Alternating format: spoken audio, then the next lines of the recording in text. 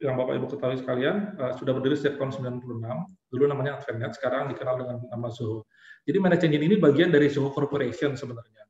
Dan Managed Engine ini, menurut data yang Managed Engine miliki, sudah diinstal atau diimplementasi di 180.000 lebih company di seluruh dunia. Nah, 9/10 Fortune 100 company sudah menggunakan Managed Engine, dan secara license sudah ada lebih dari 3 juta admin license yang sudah dipakai di seluruh dunia. Ini beberapa customer Managed Engine yang masih menggunakan Managed Engine hingga saat ini. Dan untuk Prodata sendiri, kita berpartner dengan Managed Engine sejak tahun 2005 hingga ditunjuk sekarang sebagai on behalf Managed Engine partner di Indonesia. Tentunya sebagai on behalf partner kita punya full access terhadap seluruh resource, support, konsultasi, training, sertifikasi dari Managed Engine. Kemudian sebagai syarat untuk menjadi on behalf Managed Engine Indonesia, kita juga tentunya memiliki strong pre-sales dan post-sales yang kuat untuk melayani seluruh user Managed Engine di Indonesia. Menurut data yang kami miliki, ada lebih dari 400 company yang sudah menggunakan Managed Engine di seluruh Indonesia. Ini beberapa company yang sudah menggunakan Managed Engine di Indonesia hingga saat ini.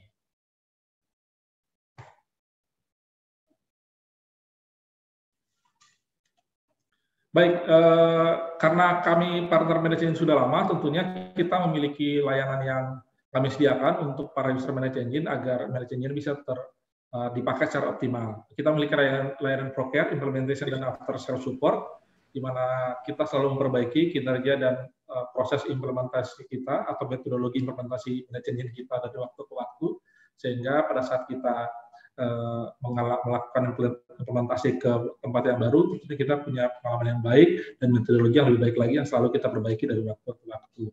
Kita juga mempunyai resource yang cukup, certified engineer tentunya dari Managed Engine agar kita bisa mendeliver Managed Engine dengan baik. Kemudian kita juga mempunyai Prodata Service for Enterprise Market, di mana untuk enterprise market kita bisa memberikan layanan ProCare atau local support hingga ke level single point of contact, bahkan layanan 24/7.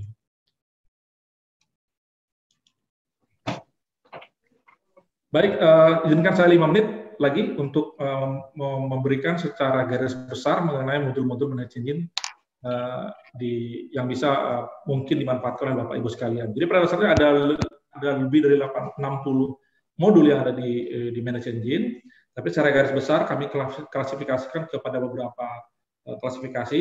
Yang pertama itu adalah ITOM atau IT Operation Management, mungkin lebih populernya lebih ke Network Performance Monitoring, di mana dalam ITOM ini adalah biasanya ini kendala yang ditemui oleh para IT, terutama orang network dan juga mungkin aplikasi ataupun server ataupun data center, di mana pada saat ada terjadi isu, mereka akan bingung untuk menentukan justifikasi root cause dari isu tersebut. Nah, dengan ITOM Managed Engine ini kami percaya bahwa kita akan memiliki visibility terhadap seluruh operation management IT kita. Karena dengan ini kita bisa monitoring setiap layer yang ada di network kita, mulai dari layer paling bawah yaitu network device, traffic-nya, bandwidth-nya, kemudian konfigurasinya hingga ke level IP dan switch port-nya, kemudian naik lagi ke atasnya kita bisa monitoring sampai ke level server dan storage-nya, baik physical ataupun virtual, kemudian sampai ke level aplikasi yang running di dalam server-server Bapak Ibu sekalian, sampai ke level service, dan bagaimana experience dari user pada saat mengakses aplikasi-aplikasi tertentu, nanti kita bisa lihat parameter performanya seperti apa. Dan untuk item ini, 100% web-based. Jadi Managed Engine itu, seluruh solusi Managed Engine itu 100% web-based, kemudian agentless monitoring, walaupun kita punya opsi untuk agent-based, kemudian multi-vendor monitoring support, as long as dia SNMP dan manageable, itu kita bisa monitoring. Kita bisa install di atas Windows ataupun Linux. Kemudian secara default kita sudah terintegrasi atau secara default sudah memiliki PostgreSQL sebagai database-nya. Baik, yang kemudian selanjutnya adalah ITSM atau IT Service Management. Nah, di IT Service Management ini, atau dengan nama lain dimanage into Service Desk Plus, merupakan solusi untuk helpless atau service ticketing. Mana dalam ITSM ini, framework-nya itu memiliki 4 hal tentunya.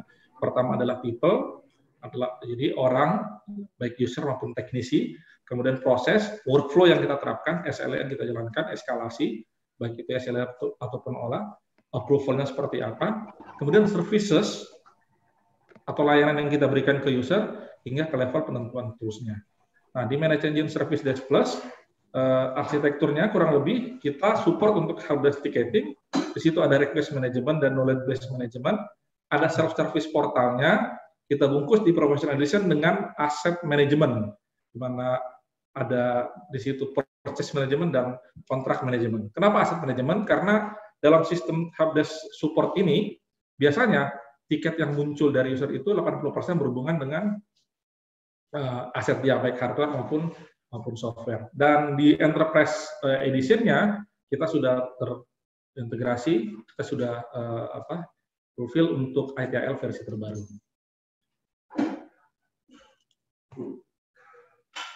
Baik, ini salah satu fitur terbaru dari Manage Engine Service Desk Plus, yaitu ISM atau Enterprise Service Management, di mana biasanya pada saat user ingin melayangkan kebutuhannya atau kendalanya, dia akan mengakses atau menghubungi orang-orang tertentu sesuai dengan departemennya. Nanti dengan Enterprise Service Management ini, kita bisa integrasikan dalam satu single console atau satu single portal. Jadi user nanti tidak perlu akses ke orang-orang tertentu, bisa dia akses langsung ke portal yang sudah ditentukan, sehingga mereka lebih mudah dalam mendapatkan layanan yang kita akan berikan kepada mereka. Baik, kita juga ada solusi yang berhubungan dengan ITDM atau IT Desktop Management, merupakan salah satu solusi manajemen yang menggunakan agent base, di mana kita support untuk memanage desktop kita, baik Windows, Linux, ataupun Mac. Kemudian kita bisa terintegrasi dengan mobile device management atau mobile device manager, support untuk iOS, Android, ataupun Windows. Kemudian ini beberapa feature yang ada di IT Desktop Management. Dengan IT Desktop Management ini, atau desktop sentral, kita punya kontrol yang lebih terhadap seluruh aset PC desktop ataupun laptop yang ada di network Bapak Ibu sekalian, sehingga kita bisa memastikan bahwa seluruh perangkat IT yang digunakan itu penggunaannya akan optimal.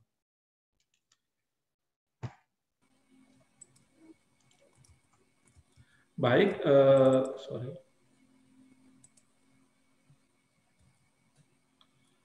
yang kemudian kita juga ada solusi yang berhubungan dengan security tentunya, di mana dalam security ini kita ada punya beberapa modul, salah satunya adalah Event Log Analyzer ataupun SIEM, di mana dengan SIEM ini atau Event Log Analyzer ini kita bisa mengkolek seluruh log yang ada di network kita, baik itu dari aplikasi, database, network device, server, itu bisa kita kolek lognya, kemudian kita analisa, dan kita munculkan reportnya. Kita juga punya solusi yang berhubungan dengan akses atau privilege access management atau password management, salah satu modul yang tingkat kebutuhannya agak tinggi di tengah pandemi ini, di mana dengan privilege access management ini kita bisa memanage seluruh password kita dan bisa memanage seluruh akses terhadap resource-resource yang ada di network kita. Kita bisa berikan batasan-batasan kepada user, bisa kita berikan timeline tertentu kepada user, dan juga kita bisa audit nanti untuk seluruh kegiatan-kegiatan yang dilakukan pada saat user mengakses resource tertentu. Baik, kurang lebih itu sedikit yang bisa saya sampaikan mengenai domain classification dan produk yang ada di Manage Engine. Untuk informasi yang lebih jelas, nanti bisa menghubungi kami di sales@prodata.co.id. Nanti tim kami akan bisa membantu Bapak Ibu sekalian modul apa yang paling sesuai dengan kebutuhan Bapak Ibu sekalian. Terima kasih atas waktu yang diberikan kepada saya. Jangan lupa nanti jika Bapak Ibu ada pertanyaan di tengah-tengah presentasi ini, untuk bisa melayangkannya di feature chat-nya.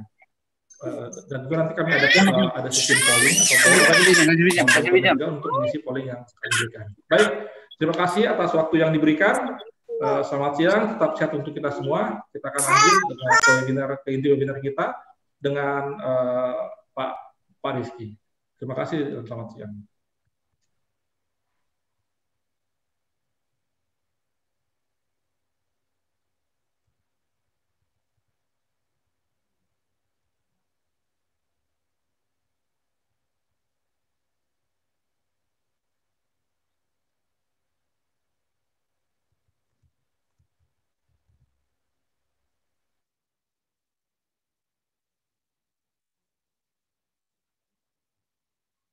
Ya, Pak Fajar datang, udah masuk belum nih? Hah? Sehat lo? Budian katanya udah pensiun ya, Jar? Buset deh, kagak tahu gua.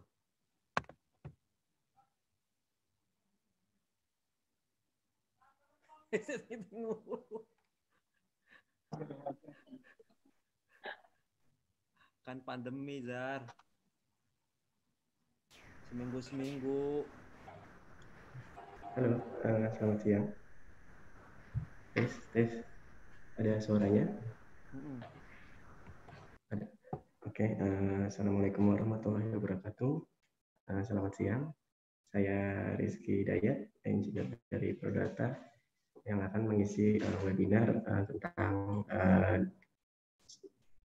Manage Engine Security.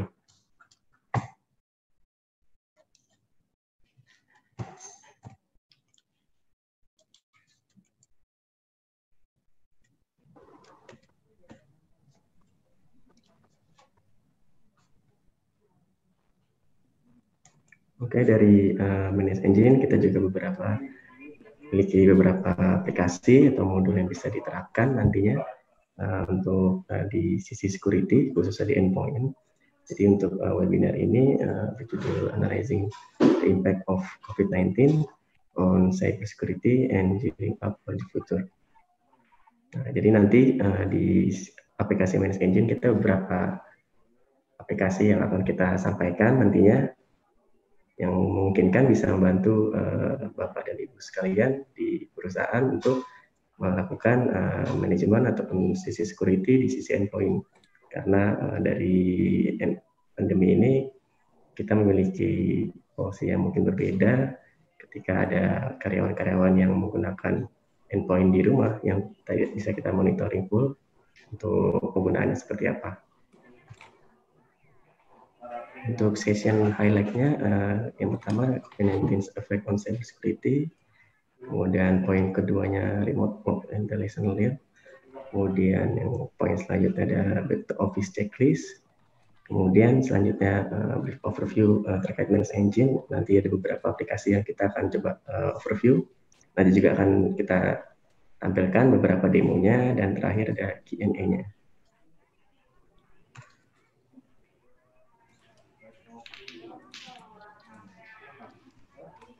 Yang dari COVID-19 Impulse Challenge ini juga kita juga prepare pertamanya dari remote workforce-nya, kemudian ada lack of remote work preparedness-nya, kemudian VPN atau Internet Bandwidth Protection, dan cyber security threats.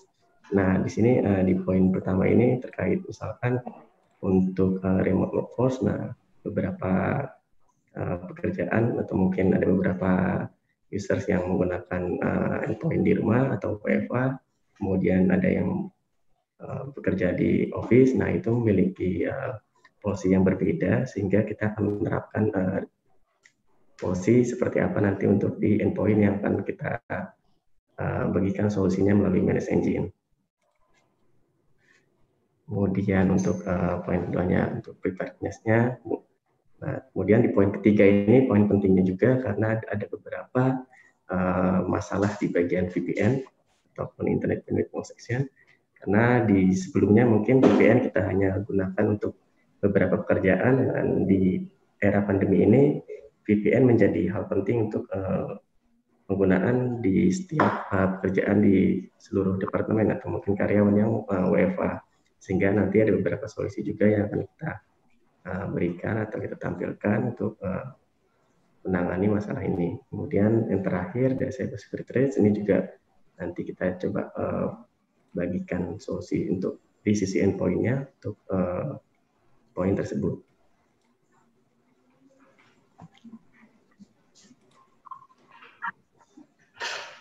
Nah, di sini ada beberapa materi atau mungkin untuk remote work transition-nya.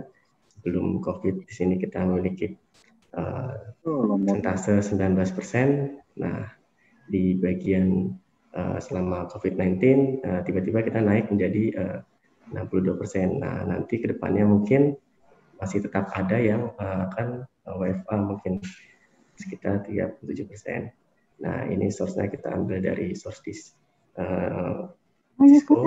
Jadi nanti untuk penanganan dari sisi IT-nya seperti apa, karena dari sebelumnya kita tidak sama sekali ada yang WFH, kemudian ada di era pandemi ini, ada COVID-19, tiba-tiba menjadi bertambah efeknya untuk memungkinkan setiap karyawan atau user bekerja di rumah WFH, sehingga kita juga harus menerapkan posisi tambahan mungkin untuk di sisi security yang berfokus untuk di endpoint-nya.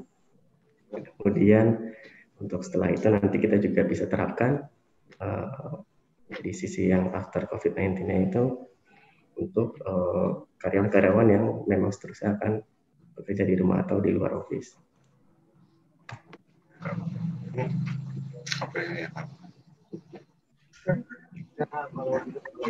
Nah, untuk di VPN and Web Conference ini ada beberapa masalah mungkin.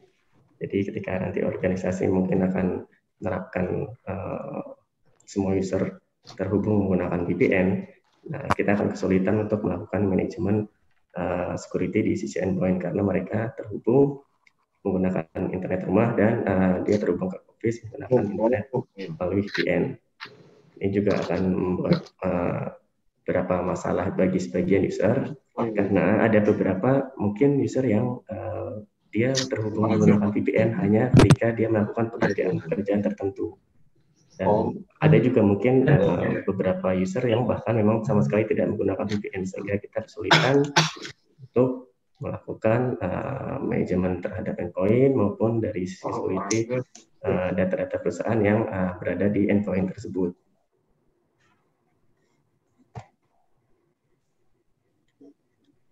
Nah, selanjutnya securing back to office device and learning to adapt to the new normal.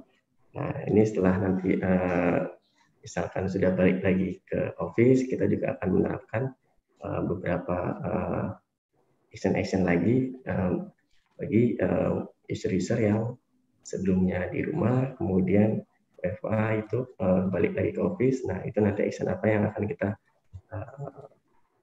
lakukan untuk user tersebut maupun device-device atau endpoint yang sudah lama tidak pernah terhubung melalui jaringan kantor. Untuk checklistnya di sini ada compliance checks, jadi kita cek juga nanti dari sisi compliance-nya.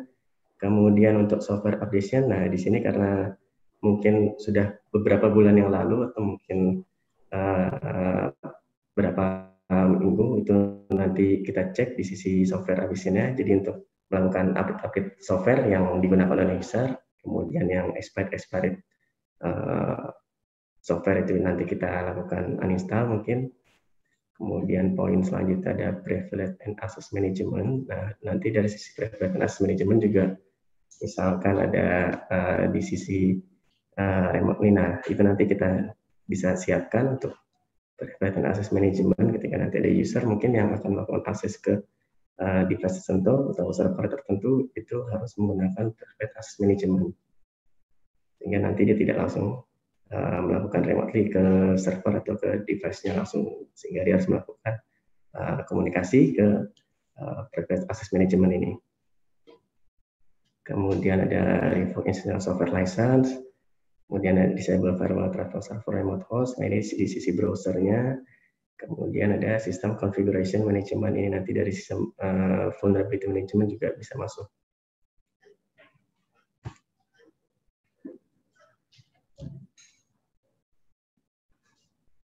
Ini juga lanjutan dari poin sebelumnya.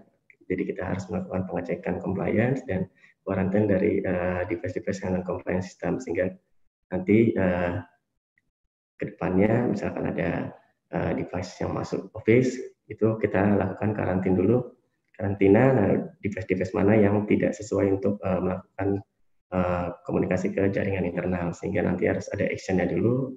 Mungkin misalkan kita harus lakukan update terkait patch-nya, kemudian kita cek untuk dari sisi software-nya apa saja yang terinstall, kemudian dari private access user-nya juga kita cek, karena ada beberapa temuan sebelumnya dia menggunakan user biasa, nah setelah WFH ada yang bisa berhasil menjadikan dia user admin, sehingga dia bisa melakukan full akses terhadap device tertentu. Nah, itu juga nanti di karantina ini action-nya akan dilakukan seperti apa.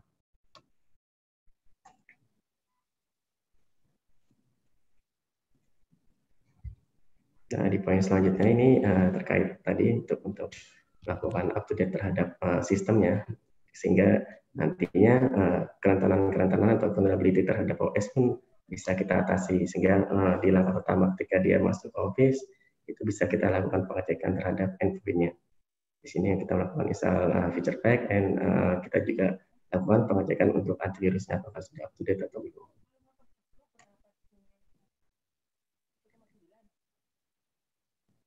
Nah, kemudian kita juga akan melakukan reporting atau kita melakukan pengecekan terhadap usernya. Jika dia menggunakan user AD, nah kita cek dari sisi AD-nya apakah dia menggunakan user biasa, terus kita cek di device tersebut apakah dia tetap masih dalam keadaan di grup user. Karena sebelumnya juga sempat ada temuan bahwa dia sudah berpindah menjadi grupnya ke grup administrator. Nah, itu apakah mungkin dari sisi usernya sendiri yang tahu terhadap user adminnya, atau mungkin nanti dari sisi teknisi, karena juga ada beberapa temuan. Jadi dari sisi teknisi dia memberikan atau mengarahkan user tersebut agar bisa menjadi admin, karena mungkin ada isu terkait mungkin dia sering komplain dan dinaikkan menjadi administrator dan atau lainnya. Nah, itu sempat ada temuan juga kemarin seperti itu, sehingga nantinya juga kita akan melakukan enforce untuk setiap user apakah dia bisa melakukan fitur-fitur yang ada di admin ataupun tidak.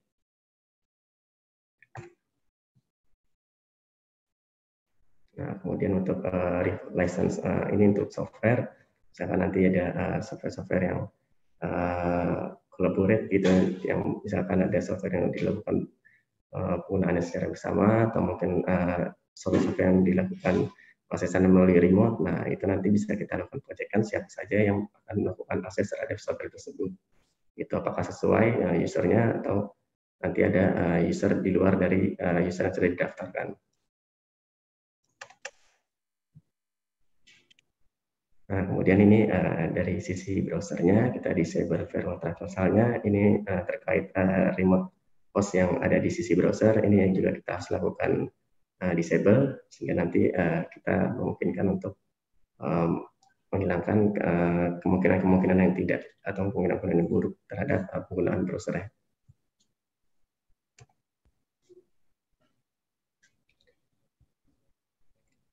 Nah, ini juga ada sedikit masalah juga terkait password yang ada di user, karena ada beberapa mungkin yang menerapkan misalkan dia harus mengganti password selama 3 bulan sekali. Nah, ini kan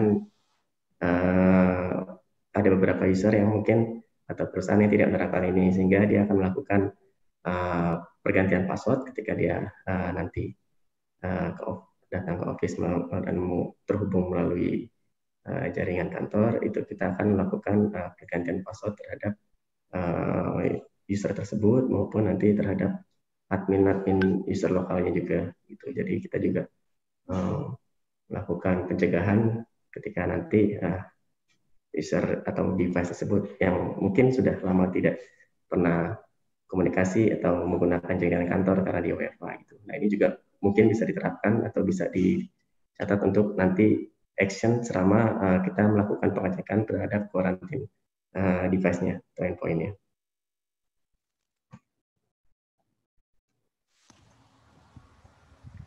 Nah, di sini juga kita juga sedikit melihat bahwa ada beberapa mungkin yang sudah menerapkan WFH di beberapa perusahaan, kemudian ada beberapa user juga yang dia nggak mau kembali gitu ke office, dia cukup melakukan pekerjaan di rumah gitu, dan dia menggunakan endpoint kantor gitu, sehingga kedepannya juga kita sedikit kesulitan untuk melakukan penerapan di sisi security-nya, endpoint-nya gitu. Kemudian dari sisi manajemen juga seperti apa, karena user tersebut dia sudah tidak butuh lagi misalkan datang ke office gitu, dia hanya melakukan remote saja.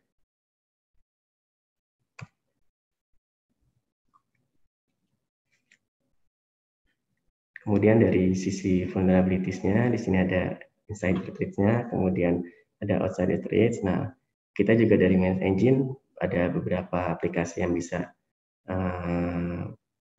memenuhi kebutuhan ini.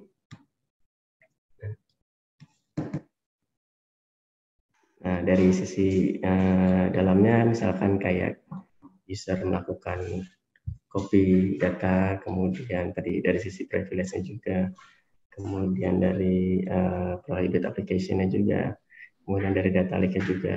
Nah, ini nanti ada beberapa aplikasi yang bisa kita terapkan. Kemudian dari sisi outsider-nya terkait malware, hacking, social engineering, dan denial of service. Nah, dari sisi vulnerability ininya nanti ada aplikasi-aplikasi seperti di sini ada patch management, kemudian dari MSN juga ada browser security, kemudian nanti ada data sentral yang akan menangani beberapa kebutuhan seperti firewall, encryption. Kemudian nanti kita juga ada fitur terbarunya vulnerability management. Jadi ada beberapa aplikasi nanti yang bisa membantu tim security untuk melakukan security terhadap endpoint-nya gitu. Jadi misalkan sebelum mungkin hanya antivirus, firewall, dan aplikasi-aplikasi misalkan DLP, di sini kita memiliki aplikasi tambahan. Nanti di akhir mungkin akan saya tampilkan beberapa demonya sedikit.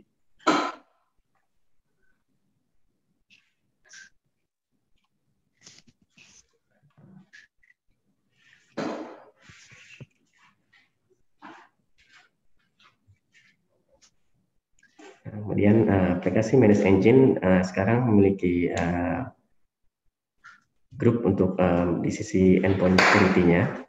Di dalam grup tersebut ada aplikasi-aplikasi yang basicnya dia berdasar pada aplikasi di Data Sentral. Nah, mirip seperti itu. Nanti juga bisa kita add-on-kan atau nanti kita hanya melakukan single modul aja untuk aplikasi tersebut. Misalkan Bapak atau Ibu sudah mempunyai aplikasi lain, nah, sehingga aplikasi ini mungkin yang belum diterapkan di sana gitu. Nah, ini beberapa kebutuhan mungkin nanti yang bisa dicatat untuk kebutuhannya. Yang pertama ada vulnerability management, ini terkait VA nanti dari sisi endpoint, sehingga nanti ketika kita melakukan penginstalan, di sini juga agent ya, penginstalan agent, nanti dari aplikasi akan menampilkan hasil dari VA tersebut gitu. Kemudian dari sisi patch management ini terkait melakukan Windows update ataupun third party update maupun antivirus juga, sehingga kita bisa melakukan manajemen dalam satu konsol. Nah, yang ketiga ada browser security. Ini terkait penggunaan browser pada sisi user. Misalkan nanti kita akan menerapkan policy bahwa browser hanya boleh digunakan untuk browser-browser tertentu, sehingga nanti ke depannya kita memiliki policy yang bisa di monitoring. Misalkan nanti hanya ada browser Edge atau mungkin Chrome saja gitu. Nah, sehingga nanti di browser security ini dari fitur-fitur Chrome pun nanti akan kita batasi fitur apa saja yang bisa digunakan. Kemudian dalam penggunaan browser pun untuk user yang WFH kita juga bisa lakukan pembatasan karena kita nggak bisa melakukan monitoring terhadap jaringan mereka di rumah, tapi dia menggunakan endpoint atau device dari kantor. Nah, dia juga akan melakukan misalkan pembukaan data kantor itu di device tersebut, sehingga nanti hasil dari dia melakukan browsing di rumah kita tidak bisa lakukan monitoring seperti apa. Nah, dari browser security ini yang bisa kita lakukan pembatasan-pembatasan walaupun dia tidak menggunakan jaringan di kantor, tidak menggunakan jaringan di rumah, misalkan atau mungkin dia hotspot dari smartphone, itu browser security plus itu akan terus atau tetap menjadi policy di browser tersebut. Kemudian ada device control, ini terkait nanti ada copy data ataupun penggunaan peripheral device, sehingga nanti kita lakukan pembatasan juga. Kemudian selanjutnya ada application control, ini terkait nanti kita melakukan whitelist atau blacklist dari aplikasi apa saja, sehingga nanti ketika ada kebutuhan untuk melakukan pembatasan aplikasi, kita akan melakukan monitoring dari aplikasi ini. Aplikasi apa saja yang akan dibolehkan atau tidak dibolehkan. Kemudian misalkan nanti ada device baru, ini kita langsung bisa terapkan untuk penggunaan aplikasi tersebut.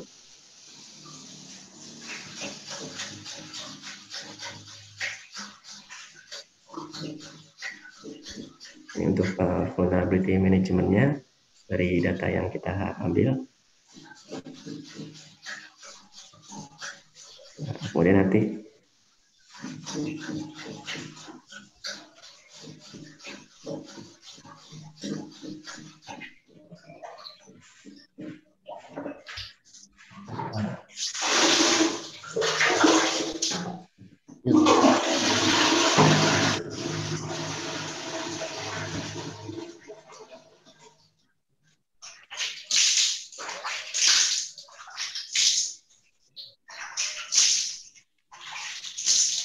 untuk resolusinya sehingga VIA assessment-nya sehingga kita bisa melakukan pengecekan dari semua device atau beberapa device atau endpoint. Hasil VIA dari setiap reportnya itu seperti apa, kemudian aplikasi apa saja atau mungkin konfigurasi apa saja yang harus kita lakukan. Kemudian dari security configuration management, nah di sini juga dari aplikasi tersebut nanti kita tinggal masuk ke dalam fiturnya seperti configuration management. Nah di sini kita bisa menampilkan atau kita bisa melakukan reporting atau langsung kita bisa melakukan action terhadap security configuration management ini. Kemudian zero day vulnerability mitigation. Nah jadi nanti untuk zero day ini kita ada fiturnya sehingga nanti untuk endpoint yang memiliki kebutuhan zero day vulnerability kita langsung menampilkan reportnya gitu, dan kita bisa melihat untuk endpoint yang mana hingga nanti bisa kita lakukan reportnya atau langsung kita eksekusi. Nah kemudian selanjutnya ada high risk software audit. Ini terkait nanti software yang ada di klien atau di endpointnya, itu kita bisa melakukan pengecekan untuk dari sisi misalkan apakah software tersebut aman, kemudian dari sisi versinya juga apakah dia sudah menggunakan versi yang up to date juga. Terus dari setiap software juga nanti ada beberapa software mungkin yang expired date-nya sudah lama sehingga bisa langsung kita lakukan uninstall. Jadi nanti dari setiap software dia akan menampilkan risk-nya seperti apa. Dan untuk antivirus audit ini terkait up to date-nya atau bahkan dia sudah terinstall ataupun belum terinstall antivirus. Nah, untuk port audit dari setiap endpoint juga nanti akan kita lakukan pengecekan atau mungkin nanti dari sisi server juga bisa diinstal. Nanti kita bisa lakukan pengecekan terhadap port-port yang open dari si device tersebut.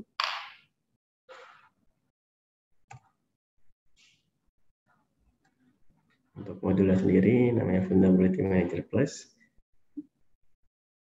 Untuk Vulnerability Manager Plus ini ketika nanti kita open aplikasinya, dia juga termasuk di dalamnya ada fitur patch management, sehingga misalkan nanti ada bapak dan ibu yang sudah menggunakan patch management, ini kita bisa upgrade atau kita bisa gunakan lagi untuk modul vulnerability management, sehingga nanti kita memiliki fitur yang komplit dari vulnerability management dan di dalamnya juga ada patch management juga. Tuh. Bedanya dengan patch management, di sini dia hanya bisa melakukan untuk melakukan scanning terhadap aplikasi atau sistem operasi yang tidak up to date atau missing patches. Nah, sehingga nanti di patch management ini kita langsung akan melakukan eksekusi untuk melakukan penginstalan patch secara automatic patch management atau remote patch management. Kemudian terkait untuk third party-nya juga, selain patch Microsoft, kita juga bisa langsung melakukan eksekusi. Apakah kita langsung melakukan update untuk patch-patch tertentu atau mungkin patch dengan severity tertentu. Nah, kemudian selanjutnya kita juga memiliki automated testing. Jadi sehingga ketika ingin melakukan deployment terhadap patch ke klien, kita bisa melakukan testing terlebih dahulu, impact-nya seperti apa, apakah tidak ada masalah terhadap beberapa user, sehingga nantinya kita akan meminimalisir hal-hal yang keburukan dari misalkan dia gagal booting maupun blue screen action terhadap setelah melakukan penginstalan patch di OS tersebut. Kemudian ada feature update deployment, ini terkait nanti ada fitur-fitur tag-nya, ini dari sisi OS, sehingga kita bisa melakukan upgrade versi. Ini biasanya misalkan kita ingin melakukan install versi terbaru terhadap suatu OS, ini langsung bisa kita eksekusi di patch management ini. Kemudian kita juga bisa melakukan driver update atau BIOS update, sehingga nanti kita juga bisa melihat untuk driver apa, manufakturnya apa, dan apakah kita akan melakukan update terhadap driver atau BIOS tertentu.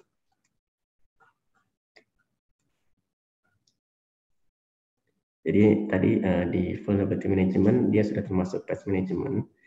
Untuk patch management sendiri pun juga ini juga dia sendiri, bisa sendiri atau bisa digabung ke aplikasi Desktop Central. Bergabung di untuk aplikasi yang lebih besarnya lagi.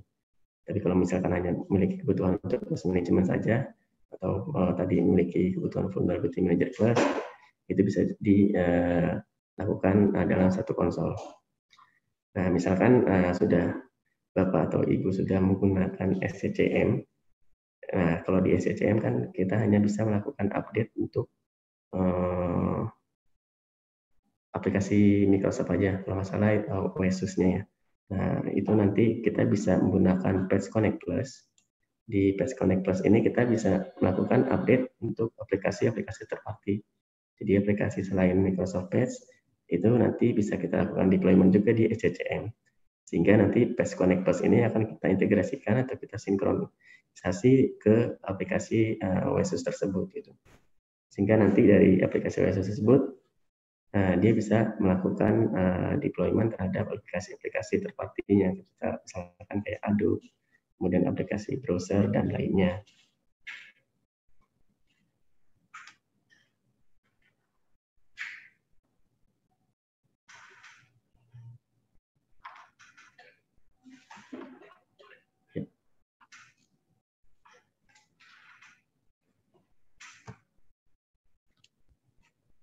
Kemudian kita akan masuk selanjutnya ke browser security.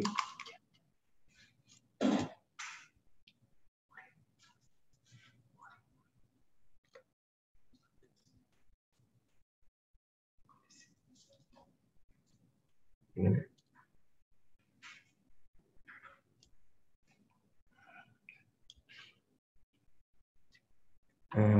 Mungkin sebelum melanjutkan, di sini kita ada beberapa kebutuhan untuk polling.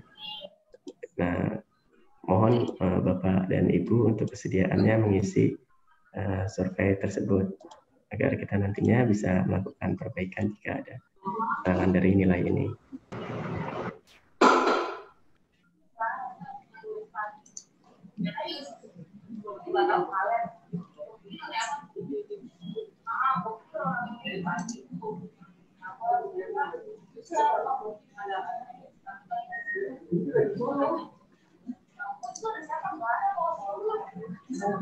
Kemudian di browser security, di sini aplikasi dari Manage Engine yang bisa melakukan manajemen terhadap browser di user. Nanti juga kita bisa melakukan pemilihan browser apa yang akan kita lakukan manajemen. Mungkin nanti ke depannya bisa dibuat SOP-nya sehingga setiap user hanya bisa menggunakan browser-browser tertentu. Mungkin dari perusahaan bisa melakukan ketentuan terhadap user untuk hanya menggunakan browser, misalkan hanya menggunakan Chrome, kemudian Edge, dan di luar itu user tidak diperbolehkan untuk menggunakan browser atau menginstal browser. Action selanjutnya, kita bisa melakukan manajemen tanpa user tahu. Kita bisa manage browser plugin-nya, extension, and add-ons. Sehingga kita bisa membatasi bahwa user tersebut atau tidak bisa melakukan untuk penginstalan plugins, extension, maupun add-ons. Karena mungkin ketika nanti atau pernahkah user melakukan browsing ke website tertentu gitu, kemudian dia tidak sengaja melakukan klik iklan, kemudian kita melakukan restriction terhadap fitur tersebut. Nah, sehingga nanti kedepannya pun kita dari sisi user sudah merasa setidaknya aman terhadap penggunaan browser atau melakukan browsing terhadap website tertentu. Jadi nanti kita batasi untuk kebutuhan ini, untuk plugin, extension, dan add-ons ya.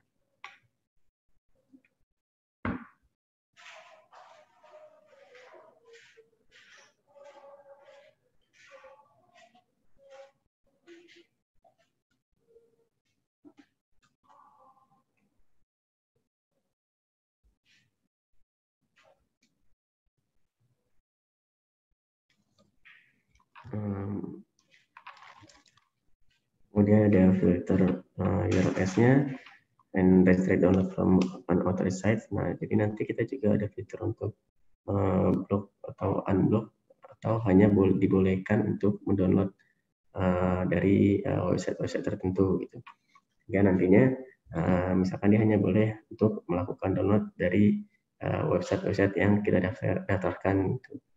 Di luar itu dia tidak akan bisa melakukan download file dari website di luar itu, atau mungkin nanti kebalikannya gitu. Jadi nanti kita tinggal daftarkan websitenya yang dari whitelistnya atau blacklistnya. Selanjutnya untuk configure browser security setting ya. Nah, jadi nanti dari setiap browser di sisi security settingnya apakah akan kita restriction atau kita allow. Jadi dan dari sisi user dia tidak bisa merubah konfigurasi yang sudah ditetapkan oleh administrator.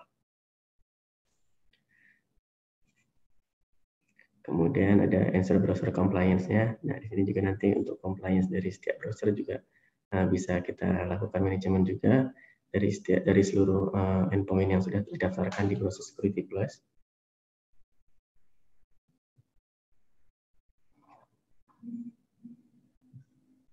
Kemudian selanjutnya ada manage bookmark and website browser compatibility. Nah, untuk bookmarks-nya juga nanti bisa kita batasi atau website browser compatibility-nya juga. Bahkan nanti juga ada history setting yang akan kita bisa konfigurasi. Apakah history tersebut akan tersave atau tidak, sehingga nanti mungkin dari sisi user dia hanya benar-benar bisa melakukan penggunaan browser tanpa bisa melihat bookmark, history, maupun download. Jadi misalkan kayak istilahnya ada BYOD-nya.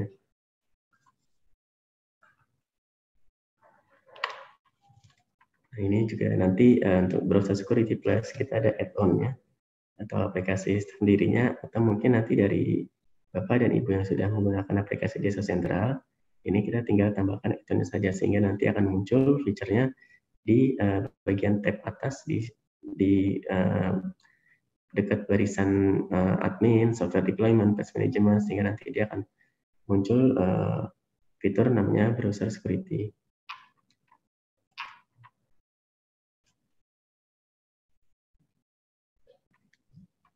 Selanjutnya setelah browser security dari aplikasi Manage Engine juga ada namanya device control plus.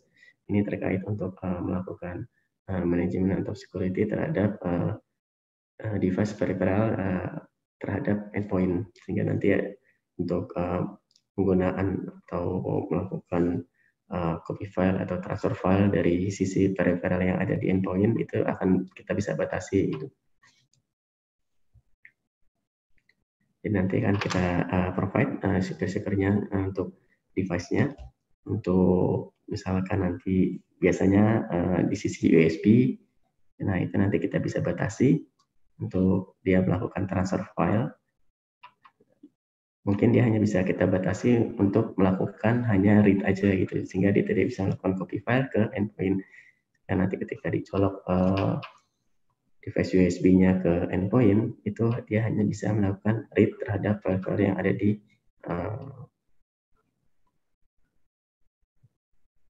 USB device tersebut itu. Kemudian kita bisa identify entry of peripheral device. Nah, nanti juga untuk peripheral device-nya pun bukan hanya untuk USB device, kemudian nanti ada misalkan CD-ROM, terus nanti untuk port-portnya juga untuk port-port peripheral device bisa kita batasi. Selanjutnya ada rule-based access control. Nah, ini untuk rule-based-nya. Jadi nanti untuk device-device mana aja kita bisa bagi-bagi rule-rule-nya gitu. Untuk misalkan departemen A, kita rule-nya seperti ini, dia tidak boleh melakukan copy, hanya misalkan dia hanya read aja. Nah, kemudian untuk rule di departemen lain yang sama sekali memang tidak boleh menggunakan atau melakukan akses terhadap peripheral device. Nah, jadi nanti rule base-nya bisa kita tentukan, misalkan nanti per grouping, per departemen, atau nanti kita bisa batasin device-device mana yang akan kita pilih. Nah, untuk selanjutnya ini ada restrict transfer. Nah, ini juga, jadi nanti dari device peripheralnya, dia tidak bisa melakukan copy file keluar maupun ke dalam, sehingga nanti bisa kita batasi gitu. Nah, untuk poin selanjutnya ada monitor file transfer. Nah, jadi nanti dari setiap device yang sudah dari endpoint yang sudah kita manage. Jadi nanti kita bisa monitoring dia melakukan transfer file in dan out-nya itu file apa saja dan kapan dilakukannya gitu. Jadi kita bisa keluarkan reportnya dan kita bisa monitoring juga file apa saja dan kapan itu dilakukan dari device mana gitu. Selanjutnya kita bisa melakukan analisa device dari endpoint tersebut. Ini juga sama di device control. Ini merupakan aplikasi tambahan juga yang bisa diterapkan di aplikasi base desa sentral.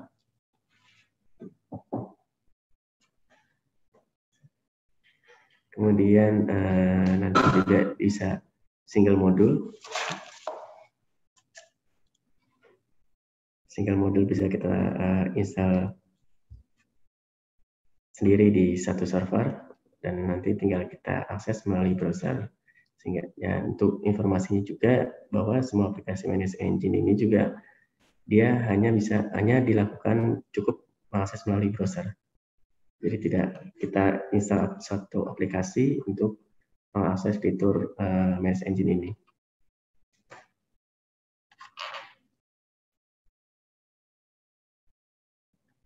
Selanjutnya ini untuk application control.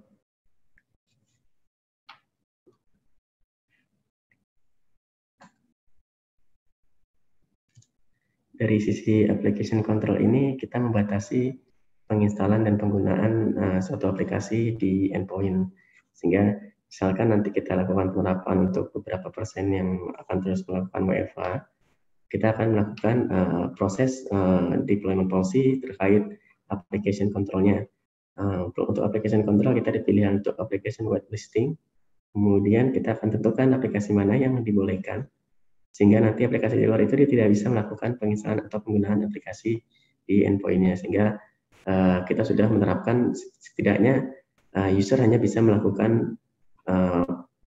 akses terhadap aplikasi yang sudah kita tentukan nantinya di rumah, karena dia tidak bisa kita lakukan monitoring lagi di sisi Office kan. Jadi kita dari sisi IT nanti kita akan bisa melakukan penerapan untuk application whitelist dari sisi endpoint-nya. Kemudian jika ingin menggunakan blacklist, kita juga bisa menerapkan policy untuk application blacklisting-nya, sehingga kita akan batasi aplikasi-aplikasi tertentu yang tidak boleh dilakukan penginstalan atau penggunaannya di sisi endpoint. Jadi kita daftarkan dulu nanti aplikasinya di sisi blacklist-nya. Aplikasi yang sudah kita daftarkan tidak akan bisa digunakan atau diinstal di endpoint user. Di luar itu dia bisa melakukan penginstalan atau penggunaan. Mungkin nanti untuk penggunaan di sisi user atau endpoint-nya di rumah, WFH. Untuk policy tersebut dia akan terus menempel atau walaupun dia tidak menggunakan jaringan kantor, itu policy akan tetap berjalan di endpoint tersebut. Kemudian application specific endpoint privilege management. Nah, untuk spesifiknya ini nanti kita akan tentukan untuk spesifikasi endpoint spesifik. Ini juga sama tadi kita bisa tentukan terhadap spesifik endpoint mana saja, ataukah endpoint tertentu, ataukah dalam satu grup, atau mungkin dalam satu departemen, atau mungkin dalam seluruh endpoint yang sudah kita manage dari sisi IT-nya. Ini nanti bisa kita spesifikasikan endpoint yang mana.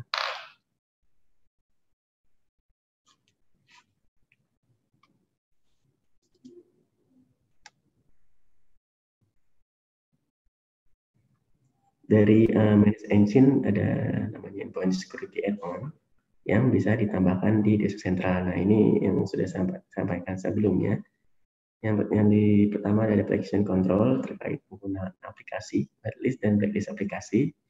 Kemudian ada vulnerability management. Nah, ini juga bisa membantu tim IT security terhadap VA endpoint. Nah, untuk kita meminimalisir threats yang ada, yang kita bisa langsung mengeluarkan reportingnya, atau bisa kita lakukan scanning dan actionnya bisa kita langsung melakukan update atau fix terhadap hasil VI yang akan keluar nanti di setiap endpoint reportingnya. Kemudian browser security ini juga bisa membantu tim IT dalam penggunaan browser di user di endpointnya terkait penggunaan internet mungkin ketika dia melakukan browsing atau dia melakukan akses download, kemudian juga dia akan melakukan akses upload file ke website tertentu. Ini bisa kita batasi. Jadi kedepannya nanti user atau endpoint harus melakukan report dulu untuk penggunaan, misalkan dia ingin melakukan upload terhadap website-website tertentu gitu. Nah, di luar website itu dia harus report ke tim IT. Untuk apa dilakukan upload atau download file dan apakah sudah disetujui mungkin dari tim IT-nya. Nanti kita tinggal allow atau kita berikan akses terhadap website tersebut di beberapa endpoint atau user tersebut. Selanjutnya device control juga ini kita bisa berikan sedikit knowledge juga untuk device control. Biasanya untuk di sisi USB di manage oleh antivirus. Nah, di sini kita device control juga bisa melakukan action bukan hanya untuk melakukan block terhadap port USB-nya atau USB tersebut. Jadi nanti kita bisa melakukan manajemen terhadap penggunaan port peripheral ya, device peripheral. Terus kita lakukan hanya bisa melakukan read aja dari device yang akan digunakan nanti. Kemudian kita bisa juga melakukan monitoring file apa saja yang ditransfer in maupun out-nya dari endpoint tertentu nantinya. Dan terakhir di sini ada BitLocker Management. Nah, BitLocker Management ini juga kita bisa menerapkan BitLocker ya bawaan dari Windows-nya itu bisa kita aktifkan melalui aplikasi Manage Engine ini, sehingga nanti kita bisa terapkan untuk pengaktifkan BitLocker untuk drive tertentu. Apakah dia menggunakan nanti ada yang menggunakan TPM atau mungkin tidak menggunakan TPM. Dan untuk key BitLocker-nya pun kita tidak usah lagi melakukan penyimpanan misalkan di satu file atau mungkin kita harus melakukan pengecekan ke domain. Untuk setiap key yang sudah di-generate terhadap drive dari endpoint tersebut. Dari BitLocker Management ini kita bisa melakukan show untuk generate key-nya, sehingga nanti ketika kita ingin melakukan decrypt terhadap drive tertentu, kita tinggal mengakses aplikasi Manage Engine, kemudian kita show untuk key-nya, dan bisa kita gunakan key tersebut untuk melakukan decrypt terhadap drive tertentu. Dan di BitLocker Management ini juga kita bisa melakukan monitoring terhadap endpoint mana yang menggunakan sudah atau mengaktifkan BitLocker dan yang belum mengaktifkan, sehingga nanti bisa kita lakukan reporting juga.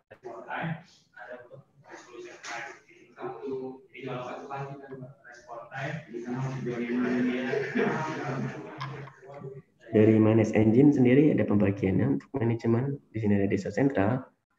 Bagi yang sudah menggunakan, di sini desa sentral biasa untuk melakukan manajemen. Ini untuk manajemen desktop. Nah, di data sentral ini juga di tahun ini aplikasi paling banyak diimplementasikan karena dari awal tahun 2020 semenjak pandemi banyak user atau banyak perusahaan yang kesulitan untuk melakukan manajemen terhadap endpoint, sehingga kita tinggal melakukan NAT terhadap aplikasi desa sentral atau kita publish aplikasinya. Nah, nanti untuk endpoint yang terhubung ke internet walaupun tidak menggunakan VPN, itu bisa kita lakukan manajemen juga terhadap aplikasi tersebut, sehingga kita bisa lakukan pengecekan dan troubleshoot pun juga bisa kita lakukan dari aplikasi ini hanya menggunakan web console. Jadi untuk user-user yang WFH di rumah pun juga kita akan bisa lakukan pengecekan apakah bahwa user ini atau mungkin tidak aktif online maupun offline. Nah, kita akan terus up to date. Kita akan terus up to date melakukan penarikan informasi aset terhadap endpoint yang ada di rumah. atau yang WFO. Kemudian selanjutnya di manajemen ada Mobile Device Manager Plus. Ini juga dalam satu single console desa sentral. Ini untuk melakukan monitoring atau manajemen terhadap smartphone. Sehingga nanti dalam satu konsol tersebut kita juga bisa melakukan manajemen terhadap smartphone Android, kemudian iOS maupun nanti Windows Phone yang diberikan perusahaan. Nanti kita akan melakukan manajemen terhadap smartphone tersebut. Aplikasinya apa saja yang akan dibolehkan untuk diakses dan digunakan. Kemudian fitur dari smartphone apa saja yang akan di-allow dan direstriksi, sama seperti endpoint juga. Sehingga nanti untuk smartphone yang sudah diberikan, mungkin dari tim marketing dan lainnya, itu dia hanya boleh menggunakan smartphone tersebut untuk menggunakan aplikasi pekerjaan atau mungkin aplikasi dari kantor. Di luar itu dia tidak bisa menggunakan aplikasi. Bahkan ada beberapa kantor pun juga yang menerapkan bahwa kamera pun itu dinonaktifkan gitu. Dia hanya misalkan untuk melakukan update untuk file, misalkan untuk Excel dan hanya untuk kirim-kirim email, sehingga smartphone tersebut memang digunakan hanya untuk di pekerjaan. Dan di Mobile Device Manager Plus ini juga kita bisa gabung untuk melakukan monitoring atau tracking terhadap laptop khususnya Windows 10, sehingga kita bisa melakukan pengecekan juga lokasinya ada di mana. Kemudian nanti kita bisa cek untuk titik koordinatnya apakah dia benar-benar ada di rumah atau di mana. Sehingga nanti kita bisa cek untuk misalkan ada juga untuk device-device mungkin yang nggak balik-balik ke kantor, itu bisa kita tracking device tersebut atau endpoint tersebut ada di mana. Nanti dia akan menampilkan berupa maps. Selanjutnya di mobile device ini juga ada fitur untuk zonanya. Jadi ketika nanti ada endpoint yang keluar dari zona, dia akan memunculkan alarm, notifikasi, maupun action langsung melakukan wipe untuk endpoint tersebut, sehingga nanti dia akan langsung melakukan factory reset. Di poin selanjutnya ada MSP. Untuk MSP ini dia melakukan manajemen terhadap beberapa cabang, sehingga nanti aplikasi tersebut seakan-akan dia lebih dari satu. Misalkan nanti untuk diterapkan dalam satu grup perusahaan, dalam satu grup itu memiliki beberapa perusahaan. Untuk manajemennya, setiap perusahaan memiliki policy yang berbeda atau admin yang berbeda. Jadi dalam satu pembelian MSP ini bisa digunakan untuk beberapa perusahaan dengan tampilan dashboard yang berbeda. Kemudian selanjutnya ada OS deployer. Ini untuk melakukan deployment operating system melalui aplikasi. Di sini kita memiliki 3 metode, melalui network, melalui USB, maupun melalui CD. Nah, sehingga nanti untuk pembuatan imagingnya terkait custom image dan aplikasi yang sudah terinstall ini bisa langsung kita lakukan melalui aplikasi Manage Engine Deso Central. Selanjutnya Remote Access Plus, ini juga banyak yang digunakan ini dalam konsol web management. Ini terkait misalkan kita ingin melakukan troubleshoot terhadap user yang sedang WFH di rumah, dia hanya cukup menggunakan internetnya saja, dan misalkan di beberapa perusahaan dia melakukan untuk user login menggunakan user AD.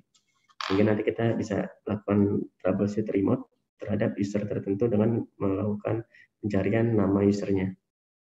Tanpa seperti aplikasi lain, harus melakukan open aplikasi remote seperti TeamViewer, ini dia kemudian harus share passwordnya. Nah, dari Remote Access Plus ini juga dia bisa langsung false remote untuk user dengan hostname komputernya maupun username-nya.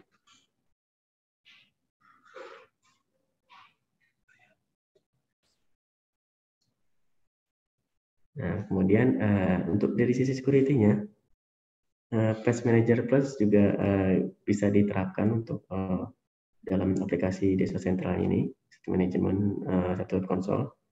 Ini untuk melakukan patch update terkait Windows OS.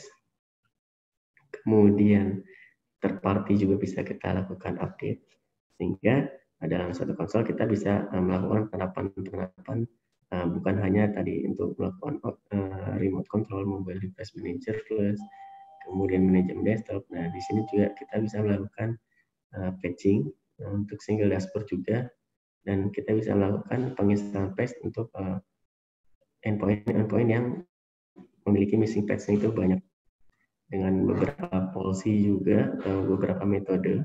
Untuk automatic patch, secara otomatis dia akan melakukan update yang repositorinya dari server. Kemudian juga kita bisa manual terhadap beberapa patch, misalkan berdasarkan severity yang kritikal, atau mungkin nanti berdasarkan tipe patch yang kita pilih sesuai dengan kebutuhan, misalkan hanya security update-nya aja. Sehingga nantinya untuk penggunaan bandwidth di setiap user atau di office maupun di rumah, itu bisa kita lakukan monitoring agar patch-patch selalu up to date bagi patch-patch endpoint yang ada di rumah maupun di office. Kemudian untuk Patch Connect Plus ini diterapkan bagi user yang sudah menggunakan SCCM atau WSUS, sehingga kita bisa melakukan update juga untuk terkait patch-patch di luar Microsoft Patch, yaitu patch third party, sehingga nanti dari Patch Connect Plus ini kan melakukan download dan melakukan pengiriman data ke aplikasi SCCM atau WSUS-nya. Nah, sehingga nanti untuk kebutuhan third party update itu juga bisa dilakukan melalui aplikasi SCCM-nya atau WSUS-nya. Kemudian untuk Browser Security Plus, nah ini untuk Browser Security Plus ini kita akan melakukan manajemen terhadap browser yang digunakan oleh user. Nah, untuk dari sisi security ini akan membantu terkait dia untuk melakukan browsing ke internet, website apa saja yang diakses, kemudian untuk download file, upload file itu juga akan kita bisa lakukan manajemen. Jadi sehingga nanti untuk endpoint atau user yang menggunakan device dari kantor, dia di luar jaringan kantor, itu juga tetap akan bisa kita terapkan untuk sisi security-nya. Nah, kemudian untuk Vulnerability Manager Plus, nah ini juga nanti misalkan kita untuk melakukan PA dari sisi endpoint, sehingga untuk melakukan reporting terkait hasil VA dari endpoint ini apakah sudah memenuhi syarat atau dia harus dilakukan karantin lagi. Nah, nanti juga action-nya dari security apakah dia akan langsung melakukan fix terhadap hasil VA tersebut, atau dia harus melaporkan dulu ke bagian-bagian tertentu untuk melakukan eksekusi, misalkan di bagian tim desktop. Nanti juga di bagian resolution-nya, ini juga ada reporting-nya, apa yang harus dilakukan, sehingga kita juga akan melakukan konfirmasi terhadap departemen lain yang akan melakukan eksekusi hasil VA tersebut. Jadi nanti dari report tersebut juga ada resolusinya, apa yang harus dilakukan. Kemudian apakah ada misconfiguration, kemudian ada hasil VA, atau ada zero days-nya juga, vulnerability-nya. Nah, ini nanti di bagian Vulnerability Manager Plus, ini ada fitur-fiturnya yang tinggal kita gunakan saja. Dan semua fitur yang ada di aplikasi Manage Engine ini sangat mudah dipahami dan bisa cepat dipelajari untuk dieksplor. Kemudian di selanjutnya ada Device Control Plus. Ini Device Control Plus tadi terkait untuk peripheral device yang ada di endpoint, seperti apa yang ingin kita terapkan. Jadi bukan hanya untuk melakukan blocking terhadap satu port USB, sehingga nanti kita ke depannya juga akan melakukan manajemen terkait peripheral device tersebut, apakah dibolehkan atau hanya bisa membaca satu file tertentu, atau kita bolehkan dan tetap kita lakukan monitoring untuk penggunaannya. File apa saja yang ditransfer dan file apa saja yang akan di copy paste ya.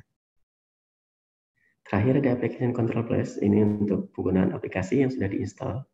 Nah, ini nanti akan kita bisa terapkan policy-nya, apakah dia menggunakan policy application whitelist atau policy application blacklist. Ya, dari sisi admin, kita akan cek aplikasi yang dibolehkan dari departemen tersebut, aplikasi apa saja, sehingga kita setidaknya lebih aman untuk penggunaan endpoint yang digunakan oleh user di rumah. Sehingga tidak ada keanehan lagi atau kebebasan terhadap user yang telah menggunakan perangkat dari kantor gitu.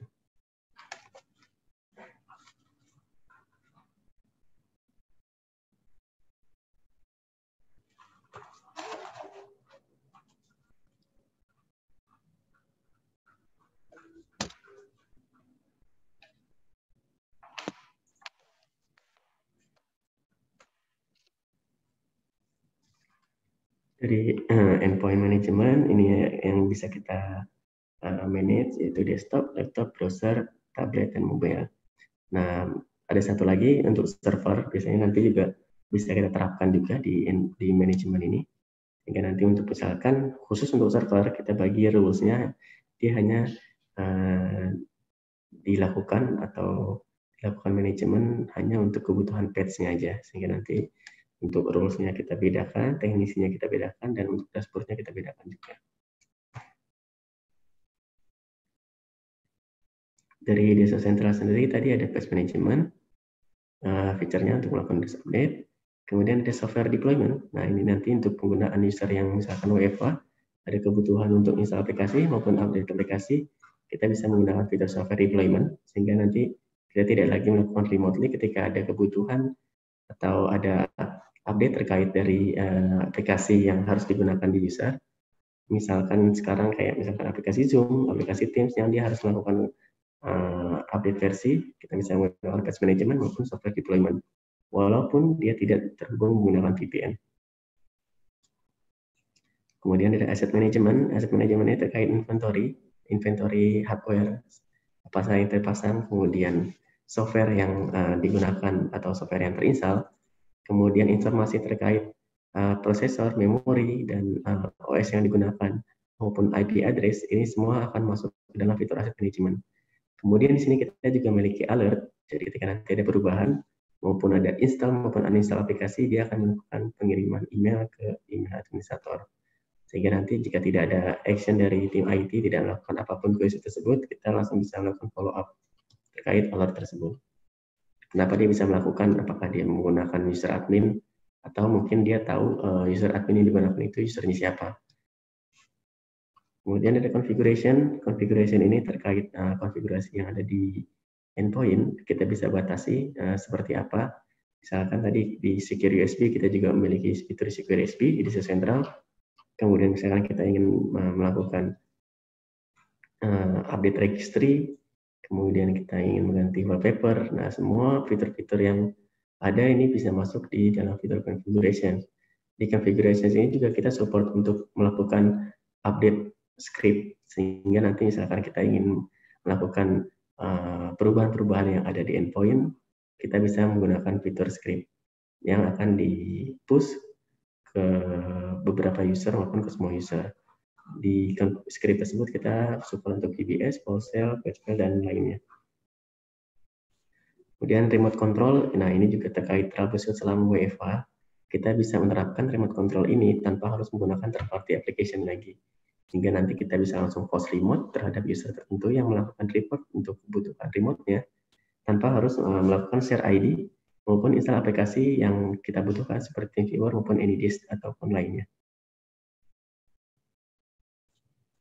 Kemudian untuk power management, ini untuk terkait, kita juga bisa melakukan reporting terkait power management endpoint, mana endpoint-endpointnya sama sekali nggak pernah di-restart maupun di-restart, karena kita bisa melakukan pengecekan terhadap last boot time-nya, last scan-nya juga bisa kita lakukan pengecekan kapan terakhir kali tanggal, hari maupun jamnya itu. Sehingga nanti untuk kedepannya, ini juga dari sisi endpoint-nya juga akan tidak ada masalah ketika kita akan melakukan konfigurasi apapun maupun penggunaannya. Selanjutnya di bawah ada OS deployment, ini terkait untuk imaging, ini biasanya untuk di bagian lokal network saja. Ketika nanti ada penggunaan atau ada penginstalan endpoint baru, kita tinggal colok switch aja beberapa device dan langsung action dalam satu kali deployment. Untuk imagingnya sendiri kita juga nanti akan menyesuaikan komputer mana yang akan kita jadikan sampel image. Kemudian aplikasi tersebut nanti akan terinstall aplikasi apa saja. Kemudian kita bisa set customize deployment-nya. dia akan menggunakan IP apa dan hostname apa yang akan di-generate nanti oleh aplikasi. Kemudian apakah nanti ketika dilakukan deployment image dia langsung join domain atau hanya workgroup. Nah, itu semua nanti akan ada di bagian customize deployment di bagian OS deployment. Sehingga nanti kita dalam satu action penginstalan aplikasi atau OS hanya dilakukan dalam satu kali pengerjaan. Selanjutnya untuk mobile device management, ini terkait tadi smartphone maupun Windows laptop 10. Nah, nanti kita bisa melakukan manajemen terkait penggunaan aplikasi, kemudian penggunaan fitur, kemudian untuk monitoring, dan terakhir kita bisa melakukan tracking. Nah, dari tracking ini juga kita bisa melakukan action, apakah langsung kita remote, untuk remote control maupun kita remote wipe, sehingga nanti kita bisa langsung melakukan factory reset secara remote walaupun dia tidak di kantor. Untuk di bagian mobile device management sendiri ini kita mirip sama Resource Central juga, untuk ada bagian asetnya juga, ada bagian untuk OS update-nya juga, dan kita bisa melakukan deployment terkait konfigurasi maupun aplikasi yang akan diakses melalui smartphone tersebut. Untuk modern management ini bagian dari mobile device management juga. Kita bisa melakukan geo-tracking terhadap Windows 10 laptop khususnya. Kemudian kita juga bisa melakukan geo-tracking terhadap smartphone maupun Windows 10 tadi. Untuk lokasinya dia sedang di mana, misalkan dia di rumah pun kita juga bisa lihat alamat rumahnya di mana sampai titik koordinatnya nanti berupa maps. Dan untuk konfigurasi terhadap endpoint nanti juga bisa kita lakukan pengecekan terhadap profilnya. Profil ini berisi policy atau ketentuan-ketentuan yang boleh diakses dan tidak boleh diakses. Profil ini bisa lebih dari satu sehingga nanti kita bisa membedakan untuk masing-masing smartphone maupun untuk seluruh smartphone sehingga nanti bisa kita sesuaikan.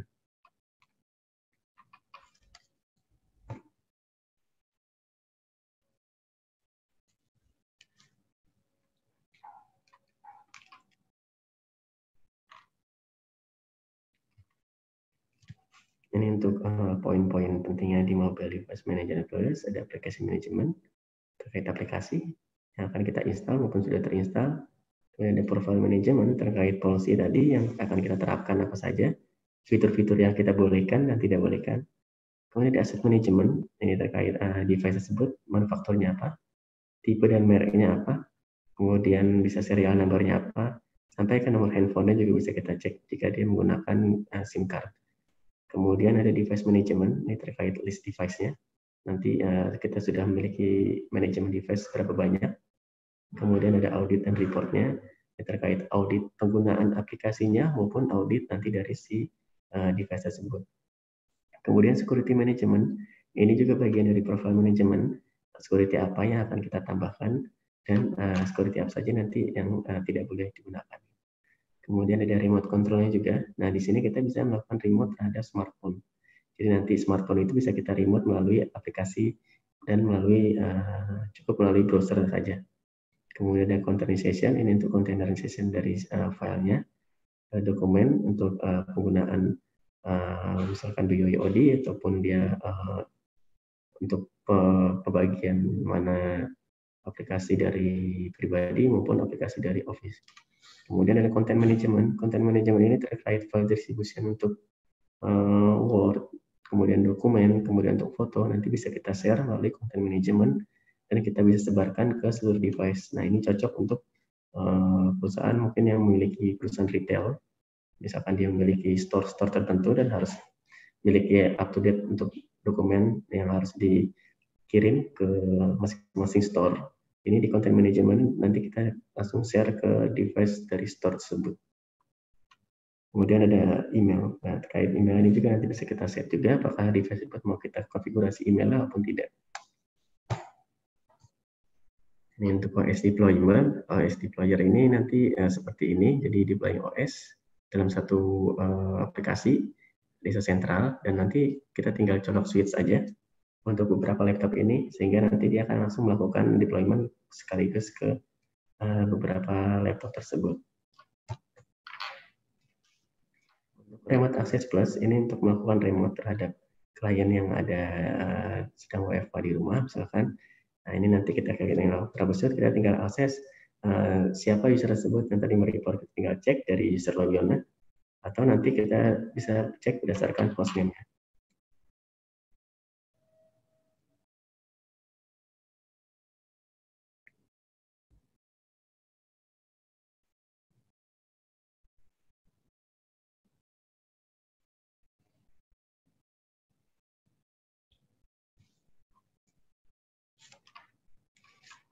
Mungkin sekarang coba saya tampilkan untuk sedikit demonya dari setiap aplikasi.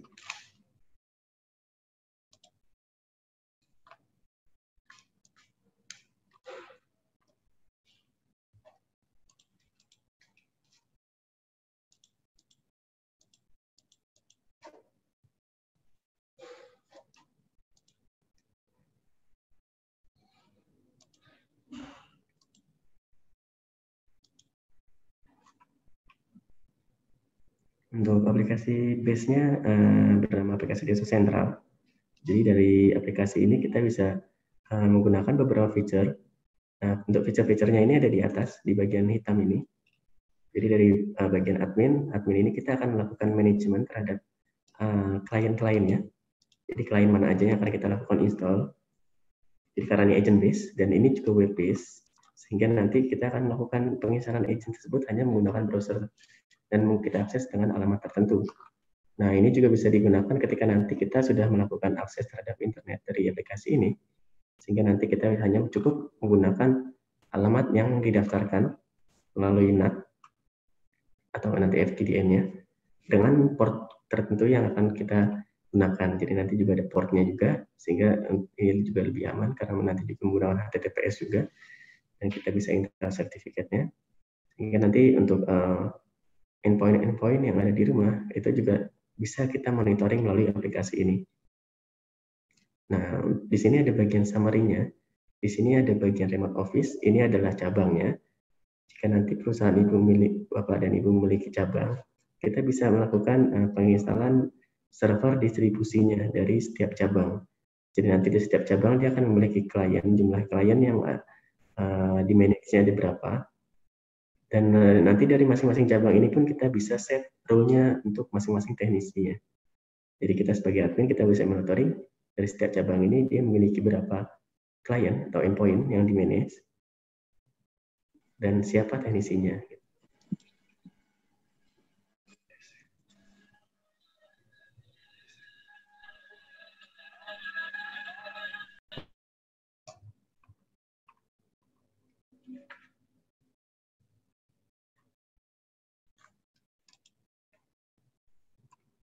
Jadi untuk bagian home-nya seperti ini, kita bisa melakukan pengecekan dari klien-klien yang sudah terinstall.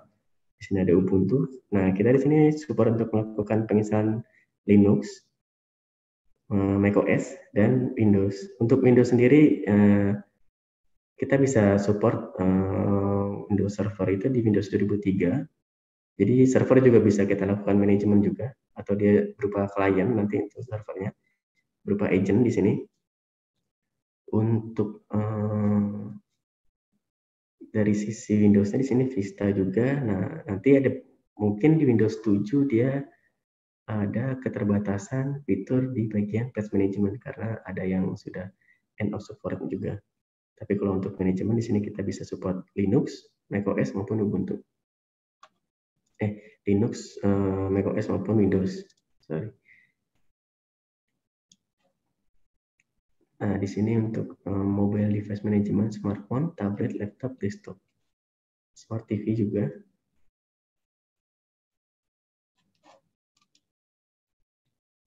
Nah, untuk beberapa klien nanti yang sudah terinstall, dia akan muncul di sini. Sehingga nanti untuk klien atau endpoint yang di rumah, dia juga tetap bisa kita lakukan monitoring. Walaupun dia tidak terhubung menggunakan internet. VPN. Jadi dia menggunakan internet, kita bisa monitoring di sini, dia online atau offline, dan juga nanti kita bisa cek untuk asetnya seperti apa. Kemudian di sini ada fitur reporting. Di reporting ini kita bisa melakukan reporting terkait informasi asetnya atau informasi endpoint-nya. Kemudian di sini ada fitur tools, ini untuk melakukan troubleshoot, kita melakukan remote control, kita bisa restart, kita bisa shutdown, jadi kita bisa melakukan restart dan shutdown walaupun endpoint-nya tersebut ada di rumah. Untuk informasinya, sedikit gambarannya seperti ini. Jadi kita bisa melihat operating system yang digunakan, IP address-nya berapa, terus kita bisa cek untuk disk usage-nya berapa, dan use space-nya sama free space-nya berapa, total software yang terinstall, kemudian OS name-nya, sampai nanti juga ada service tag maupun serial number-nya. Ini otomatis dibaca dan dia terhubung ke masing-masing vendor manufacturer, sehingga kita bisa cek untuk warantinya. Ini untuk memorinya. Nah, ini untuk sedikit gambarannya untuk inventory dari aplikasi ini, dari sampel klien yang menggunakan komputer name ini. Di sini ada informasi dia login menggunakan user apa. Jadi nanti kalau dia menggunakan username dari domain atau dari AD, dia akan memunculkan nama username-nya. Nah, kemudian di fitur tools, ini kita bisa melakukan remote control. Jadi nanti dia akan melakukan open halaman di browser, sehingga kita tidak lagi menggunakan aplikasi tertentu dan melakukan share ID tertentu. Kemudian sistem manager, kita bisa melakukan cek services-nya. Kita bisa start, enable, maupun disable service-nya. Kemudian task manager-nya juga kita bisa end task dari sini, tanpa usernya tahu. Kemudian remote shutdown, nah ini kita bisa lakukan remote shutdown dari sini. Di sini, di dalamnya ada restart juga, ada Windows Lock-nya juga, ada Hibernate juga, maupun Sleep-nya. Kemudian ada web online, ini khusus untuk lokal network-nya, dan dia harus terhubung menggunakan kabel. Kemudian ada fitur chatting, kita bisa chatting, kemudian ada announcement, ini announcement nanti dia akan muncul seperti informasi antivirus di sebelah kanan bawah, yang bisa kita set untuk title message-nya apa dan pesannya apa. Kemudian ada system tools untuk melakukan defrag hard disk maupun check disk secara rutin berkala, kita bisa set schedule nanti kapan dijalankan. Selanjutnya ada browser.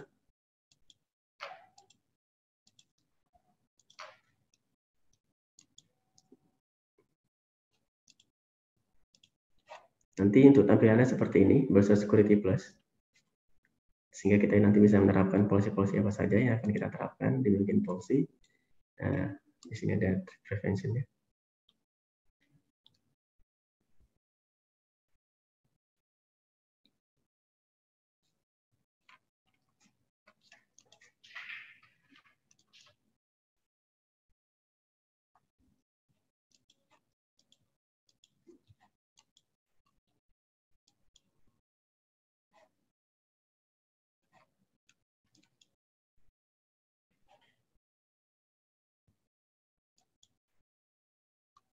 Nah, ini fitur dari Browser Security. Jadi nanti kita tinggal masuk aja ke fitur-fitur yang ingin kita gunakan dan tinggal kita buat policy-nya, klik policy.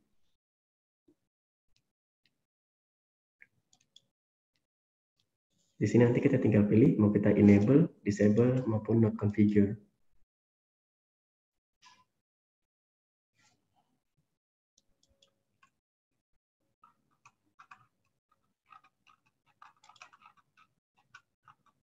Jika nanti sudah dibuat, kita tinggal save and publish. Dan kita tinggal tentukan device mana yang akan menerapkan konfigurasi ini.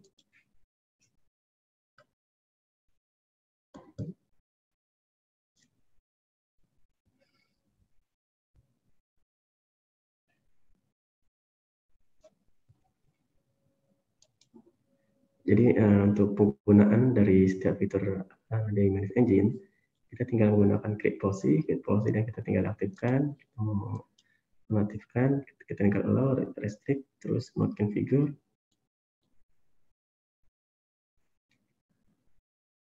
Kemudian kita bisa batasi juga add-on-nya. Apakah user bisa menginstal extension.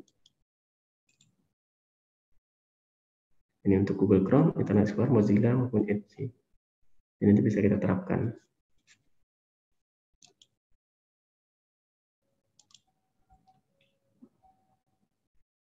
Kemudian browser lockdown.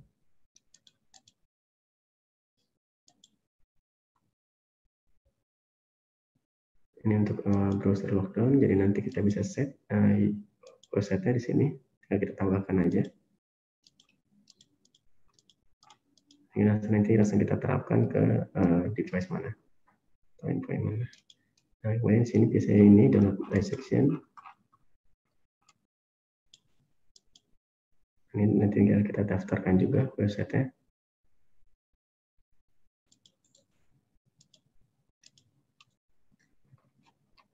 Ini untuk browser seperti ini, kita tinggal klik policy, kemudian kita save and publish, dan kita nanti publish-nya ke agent yang mana, nanti di bagian agent juga di sini akan muncul.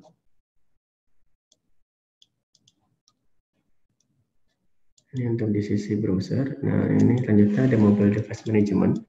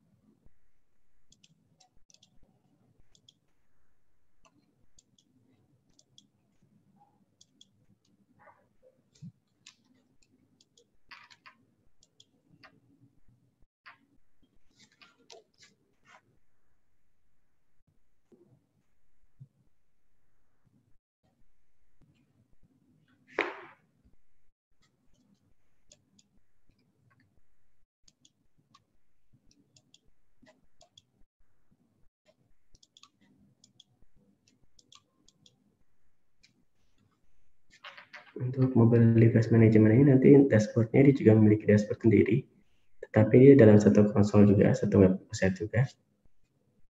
Nanti dia memiliki dashboard, terus memiliki manajemen. Manajemen ini nanti untuk penggunaan profile ataupun fitur-fitur yang dibolehkan. Kemudian inventory juga sama terkait inventory endpoint. Kemudian nanti kita ada reporting juga dan audit juga. Jadi sehingga nanti untuk manajemen maupun endpoint terhadap manajemen endpoint smartphone itu hanya cukup dalam satu alamat, satu web console gitu.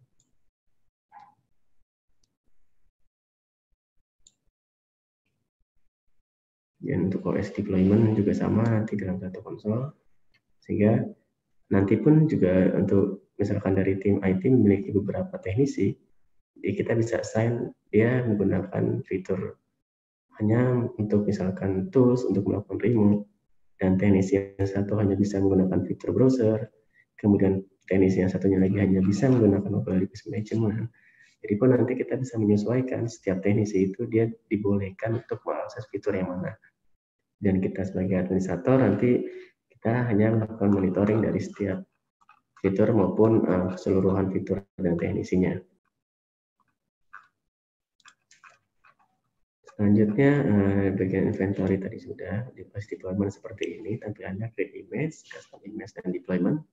Kemudian untuk OS image ini juga untuk drivernya sendiri juga akan di-collect dan di-deploy. Jadi nanti server akan melakukan collect dari seluruh ataupun dari sampel dari PC yang akan dijadikan sampling image-nya. Dia akan collect drivernya dan nanti ketika dilakukan deployment, driver tersebut juga akan diterapkan pada saat penginstalan OS-nya.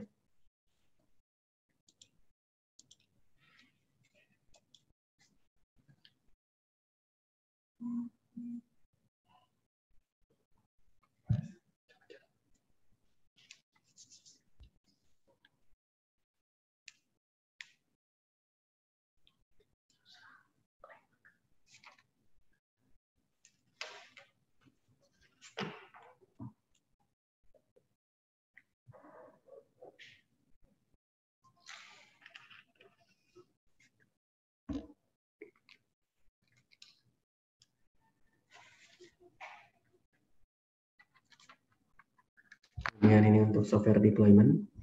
Jadi kita bisa melakukan penginstalan maupun penginstalan aplikasi secara silent, jadi tanpa user ketahui.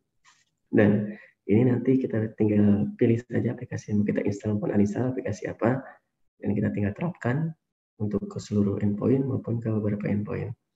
Khususnya nanti juga untuk endpoint yang ada di rumah atau WiFi.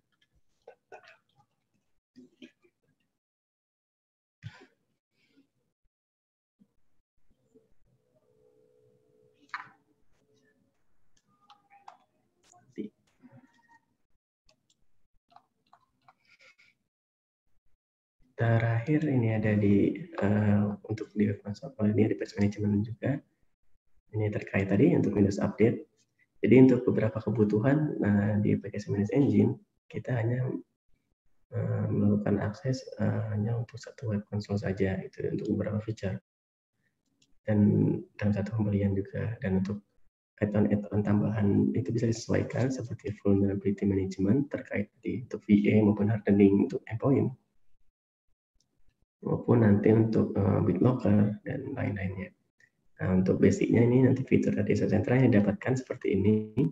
Nah, ini untuk dashboard khusus patch management, ini pun nanti ini sangat mudah kita lakukan monitoring, karena nanti dari setiap deployment atau setiap penginstalan patch, dia akan menghasilkan status per komputernya. Jadi kita bisa cek apakah patch yang kita install itu sesuai dan apakah sukses, seperti apa nanti statusnya. Kemudian ini kita bisa cek juga untuk versi dari setiap OS-nya. Kemudian untuk tipe-tipe OS-nya. Kemudian nanti untuk deployment-nya juga, karena setiap patch membutuhkan, ada yang membutuhkan restart maupun tidak. Dari aplikasi di Central, dia setelah melakukan penginstalan tidak akan melakukan langsung restart. Ketika nanti ada kebutuhan restart, aplikasi ini hanya akan melakukan reporting di bagian require reboot ini. Nanti dia akan memunculkan nama komputer mana saja yang membutuhkan restart. Action-nya adalah kita akan memberitahu informasinya ke user, atau langsung actionnya kita lakukan restart, force restart dari sini. Tetapi aplikasi di step awal ya, dia hanya melakukan pemberian informasi terkait komputer-komputer atau endpoint-endpoint mana saja yang membutuhkan restart. Dan di patch management ini kita bisa melakukan otomatis patch update ke endpoint, atau manual kita filter berdasarkan severity-nya maupun tipe patch-nya. Dan untuk repository-nya pun ini dia tersimpan di server sentral. Jadi untuk endpoint-endpoint yang ada di Office tidak terhubung ke internet, itu tetap bisa kita lakukan update patch. Karena dia akan melakukan pengambilan resource-nya ke repository server. Selanjutnya configuration. Di configuration ini nanti ada beberapa fitur-fitur juga yang bisa kita terapkan terkait konfigurasi endpoint seperti tadi untuk Secure USB. Secure USB juga termasuk ke dalam fitur ini, tapi dia hanya terbatas untuk melakukan blocking maupun unblock terhadap device. Kemudian kita juga bisa melakukan pergantian wallpaper dari sini. Selanjutnya nanti kita bisa set printer. Kemudian nanti banyak lagi beberapa fitur Windows yang bisa kita terapkan melalui aplikasi. Untuk tampilannya nanti seperti ini.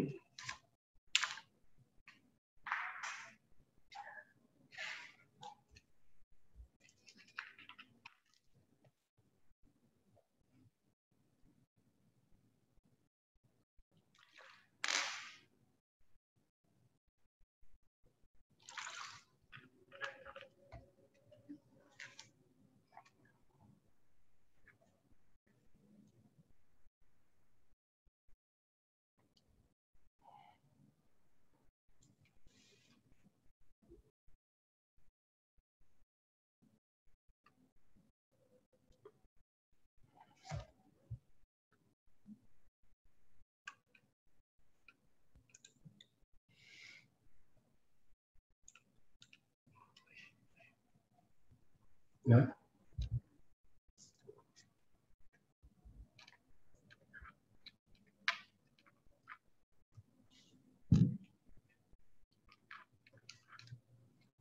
tarik dulu ya.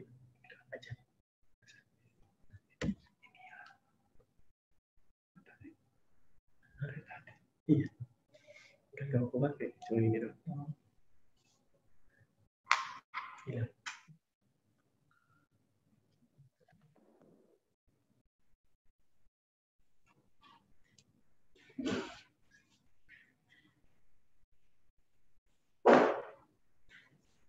Untuk selanjutnya kita masuk ke fitur configurations.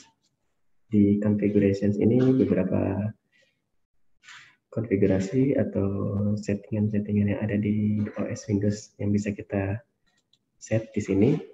Ini nanti Bapak bisa pilih, Bapak dan Ibu bisa pilih konfigurasi apa. Jadi ini nanti kita bisa sebarkan ke seluruh endpoint konfigurasi apa, sehingga nanti kita tidak lagi melakukan perubahan konfigurasi itu satu-satu kita datangin, terus kita remote satu-satu ke beberapa endpoint. Nah, cukup nanti pakai aplikasi Data Central ini, kita bisa set, misalkan contohnya nanti perubahan registry untuk kebutuhan konfigurasi aplikasi tertentu atau mungkin settingan tertentu. Kita tinggal set registrinya, kemudian kita tinggal tentukan apakah kita mau melakukan perubahan tersebut ke beberapa komputer endpoint atau ke seluruh endpoint yang kita miliki. Kemudian nanti juga ada file folder operation, kita bisa melakukan broadcast file maupun folder ke seluruh endpoint, sehingga nanti mereka tinggal akses atau tinggal gunakan bahwa aplikasinya sudah diletakkan di folder tertentu. Kemudian kita bisa merubah font, kita bisa install fonts baru. Kemudian, nah ini browser juga kita juga bisa set. Misalkan nanti homepage-nya kita mau setarakan untuk membuka halaman tertentu ketika dia melakukan open browser. Jadi nanti kita tinggal konfigurasi untuk alamatnya dan kita tentukan atau kita targetkan ke seluruh endpoint maupun di office maupun di rumah. Kemudian untuk user management, nah di sini juga kita memiliki fitur yang sering digunakan oleh beberapa customer. Ini untuk melakukan add atau create user local admin maupun kita mau hapus local admin yang ada di endpoint, ataupun kita ingin merubah password yang sudah ada, sehingga nanti kita tinggal melakukan remote juga tanpa harus visit ke usernya maupun kita remote satu-satu. Itu sudah kita push ke endpoint yang akan menerimanya. Jadi di bagian user management ini terkait nanti user lokalnya maupun dia admin ataupun user biasa, ini bisa kita create melalui aplikasi ini. Yang biasanya kita juga bisa melakukan penyetaraan user admin yang ada di seluruh endpoint, sehingga nanti ke depannya kita sudah tahu standar admin lokal di setiap endpoint itu apa dan passwordnya apa. Atau mungkin kita akan melakukan scheduling, setiap 3 bulan sekali kita akan push menggunakan password baru di user admin tersebut. Nanti cukup kita masukkan saja nama usernya atau username-nya dan passwordnya apa.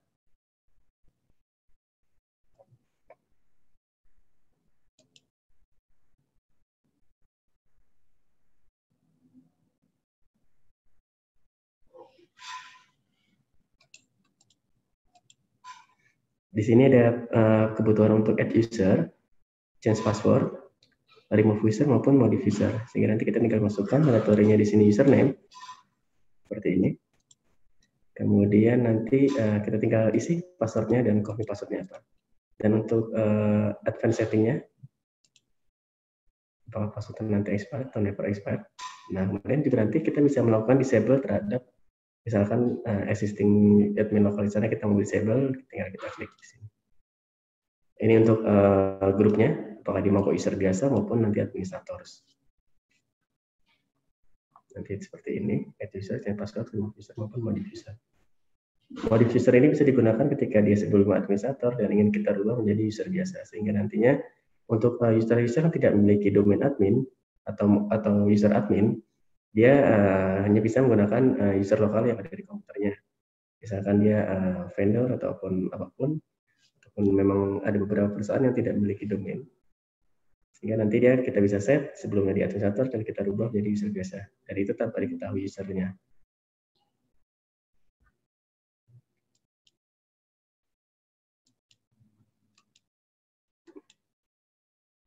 Sini juga ada message box, terus ada firewall. Ini Windows firewall-nya bisa kita set di sini. Kita ingin aktifkan untuk inbound outbound-nya dan port-port tertentu, sehingga nanti kita terapkan untuk seluruh user yang menggunakan Windows firewall-nya aktif. Maupun nanti kita mau nonaktifkan juga bisa. Kemudian display untuk ke developer di setiap endpoint. Kemudian permission management terkait permission folder nanti di endpointnya kita bisa beri permissionnya. Ya, shortcut. Terus message book, ini nanti dia akan muncul message book, bisa kita set title dan pesannya apa. Dan mouse application, group management, folder backup, printer bisa kita set di sini, registry, services dan lainnya. Dan terakhir di sini ada script repository. Nanti jadi kita bisa upload. Misalkan kita memiliki script tertentu dan kita ingin lakukan penginstalan script tersebut di user, kita cukup menggunakan ini. Di sini kita bisa melakukan automatic update yang mau kita block atau kita disable. Terus kita bisa melakukan rename computer, disable wifi, adapter, dan apapun nanti kalau kita memiliki script ini tinggal kita add sini dan kita upload. Nah ini formatnya juga beragam, ada VBS, PowerShell juga ada, exe juga. Sehingga nanti script apapun bisa kita lakukan push ke endpoint melalui aplikasi script repository configuration yang ada di Desktop Central. Nah ini untuk beberapa summary fitur yang ada di Desktop Central, sehingga nanti bisa memudahkan bagi IT untuk melakukan manajemen atau eksekusi terhadap endpoint yang ada di Office maupun WFH, sehingga tidak terhalang bahwa dia tidak memiliki VPN ataupun lainnya. Karena nantinya kita bisa melakukan pengecekan terhadap endpoint yang aktif dan tidak, dan yang digunakan atau tidak, dan siapa yang menggunakannya juga nanti bisa kita lakukan pengecekan. Dan ketika kita melakukan report terbaru pun bisa kita dapatkan melalui fitur inventory. Jadi aplikasi ini benar-benar sangat membantu ketika kita ingin melakukan eksekusi terhadap endpoint ataupun komputer, laptop yang terbagi di Office ataupun WFH. Dan kita sebagai admin pun nanti juga bisa mengakses aplikasi ini melalui internet dengan username lokal webnya, maupun nanti autentikasi dari AD. Maupun nanti untuk secure-nya lagi kita bisa menggunakan OTP. Sehingga nanti ada kode OTP yang akan dikirimkan ketika kita akan melakukan login ke aplikasi atau web console ini melalui browser.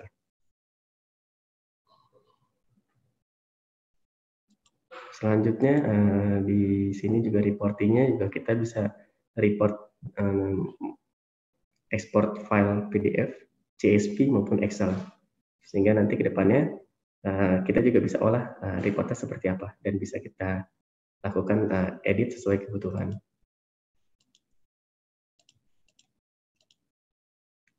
Nah untuk terkait vulnerability management, di sini kita juga memiliki fitur untuk bagian VA maupun hardening terhadap endpoint. Di sini juga terbagi beberapa fitur-fiturnya. Ada tingkatannya. Di sini ada highly vulnerable system.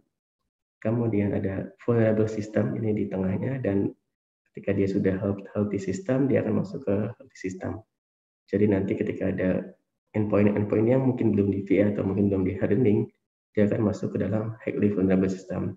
Dan ketika eksekusinya mungkin sudah ada beberapa konfigurasi yang dirubah, dia mungkin akan masuk ke dalam vulnerable system.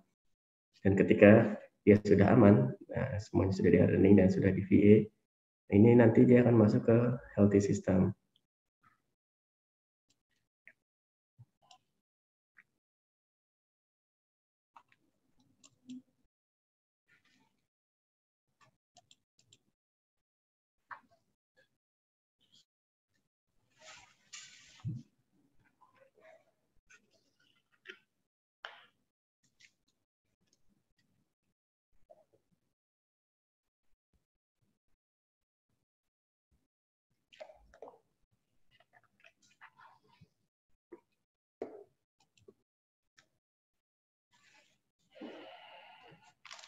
Untuk tampilan VA-nya seperti ini nanti.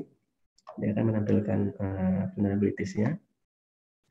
Vulnerabilities-nya nanti deskripsinya seperti apa. Dan severity-nya.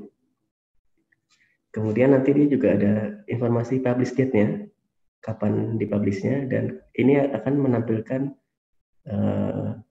hasil dari komputer yang mana. Ini kalau angka 1, 2, dan lainnya nanti dia akan menampilkan komputer name yang membutuhkan. Jadi kalau kita klik, nanti dia akan menampilkan komputer mana yang membutuhkan. Nah, ini. Jadi nanti bisa kita keluarkan reportnya maupun langsung kita lakukan eksekusi untuk hasil VI ini. Ini VI terkait software vulnerabilities-nya. Bisa kita filter juga untuk VI yang critical. Terus nanti untuk zero day vulnerabilities-nya dia akan muncul di sini juga jika sudah ada. Threads-nya apa, terus kemudian thread kategorinya apa, terus affected systemnya nanti untuk komputer yang mana, atau endpoint yang mana. Kemudian system misconfiguration. Nah, ini nanti kategorinya kita hardening terkait kategori apa. Di sini dia menampilkan misconfiguration, inbound connection, import 139. Nah, berarti di sisi Windows Firewall, ini dibutuhkan untuk 3 komputer untuk dilakukan eksekusi. Jadi kalau kita klik, nanti dia komputer ini yang membutuhkan, ini bisa langsung kita deploy secure configuration semuanya, ataupun nanti kita tinggal pilih komputernya untuk configuration yang mana aja. Jadi cara membacanya adalah dari komputer name PyRAM 7983 ini, OS Windows 10, domain as hookup, misconfiguration ada 36. 36 pun ini bisa kita klik. Dia memiliki misconfiguration apa saja. Nah, ini nanti tinggal kita bisa keluarkan reportnya, PDF, CSV maupun Excel, ataupun langsung nanti kita eksekusi. Kita tinggal klik centang semua dan kita klik fix. Tetapi ada beberapa konfigurasi yang tidak bisa dilakukan melalui aplikasi. Nah, seperti ini yang di atas.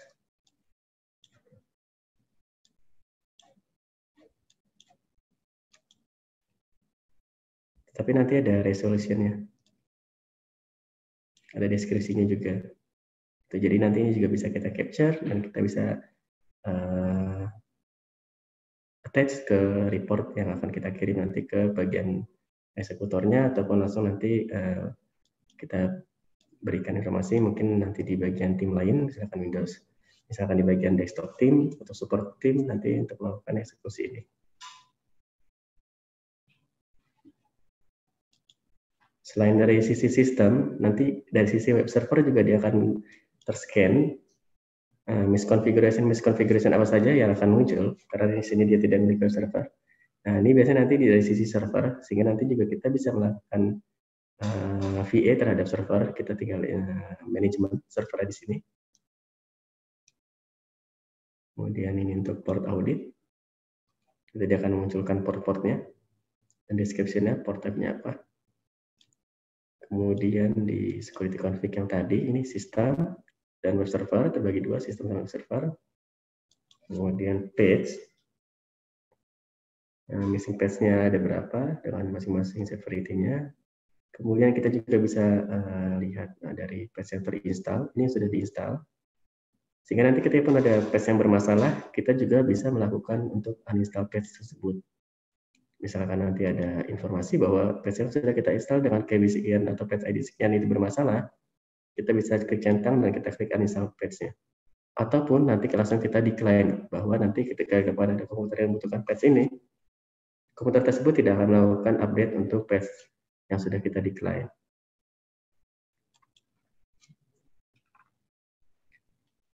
Kemudian ini untuk vulnerabilities-nya di bagian sisi software.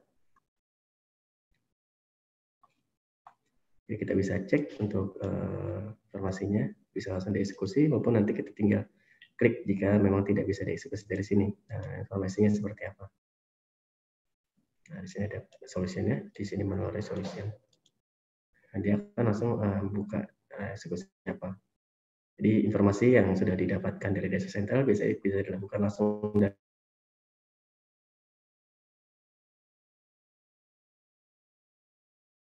seperti apa.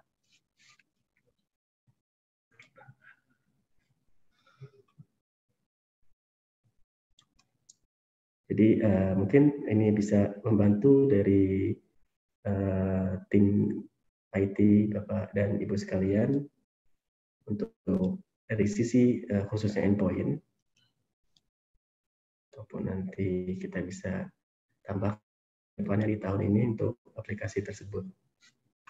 Aplikasi-aplikasi apa saja yang dibutuhkan, dan ini juga bisa kita lakukan POC jika memang nanti ada kebutuhan dari setiap perusahaan.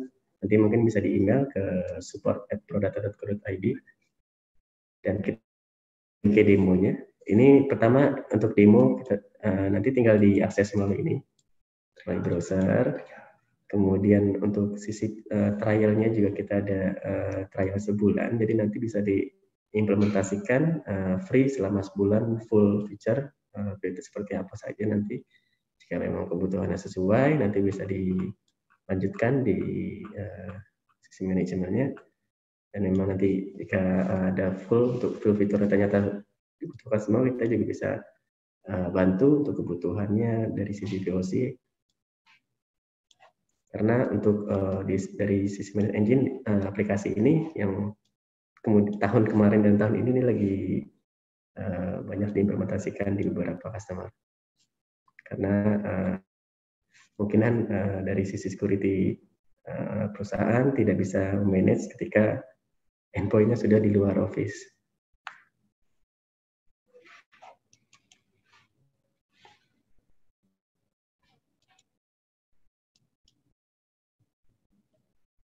Kemudian dari sisi high risk software pun kita juga bisa melihat aplikasi yang end of life-nya ini ada beberapa aplikasi, dan kita bisa lihat expire date-nya. Kemudian di bagian remote desktop sharing, dia menginstal aplikasi apa yang bisa menyebabkan atau bisa memberikan akses remote dari luar. Ini bisa kita langsung klik uninstall. Jadi nanti di sini ada fiturnya. Kita menginstal TVNC. Kemudian zero days vulnerabilities-nya nanti untuk hasil zero days-nya di sini.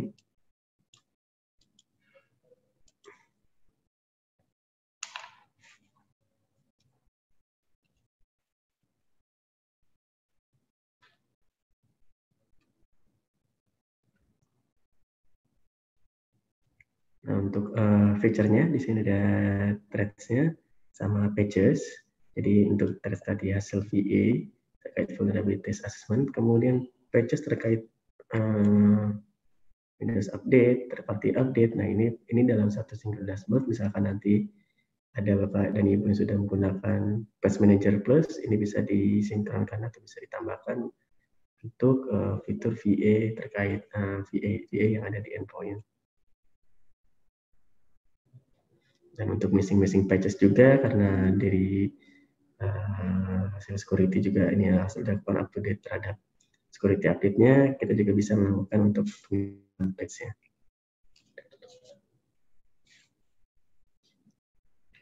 Mungkin terakhir di sisi webinar ini di Patch Manager Plus, cukup sekian.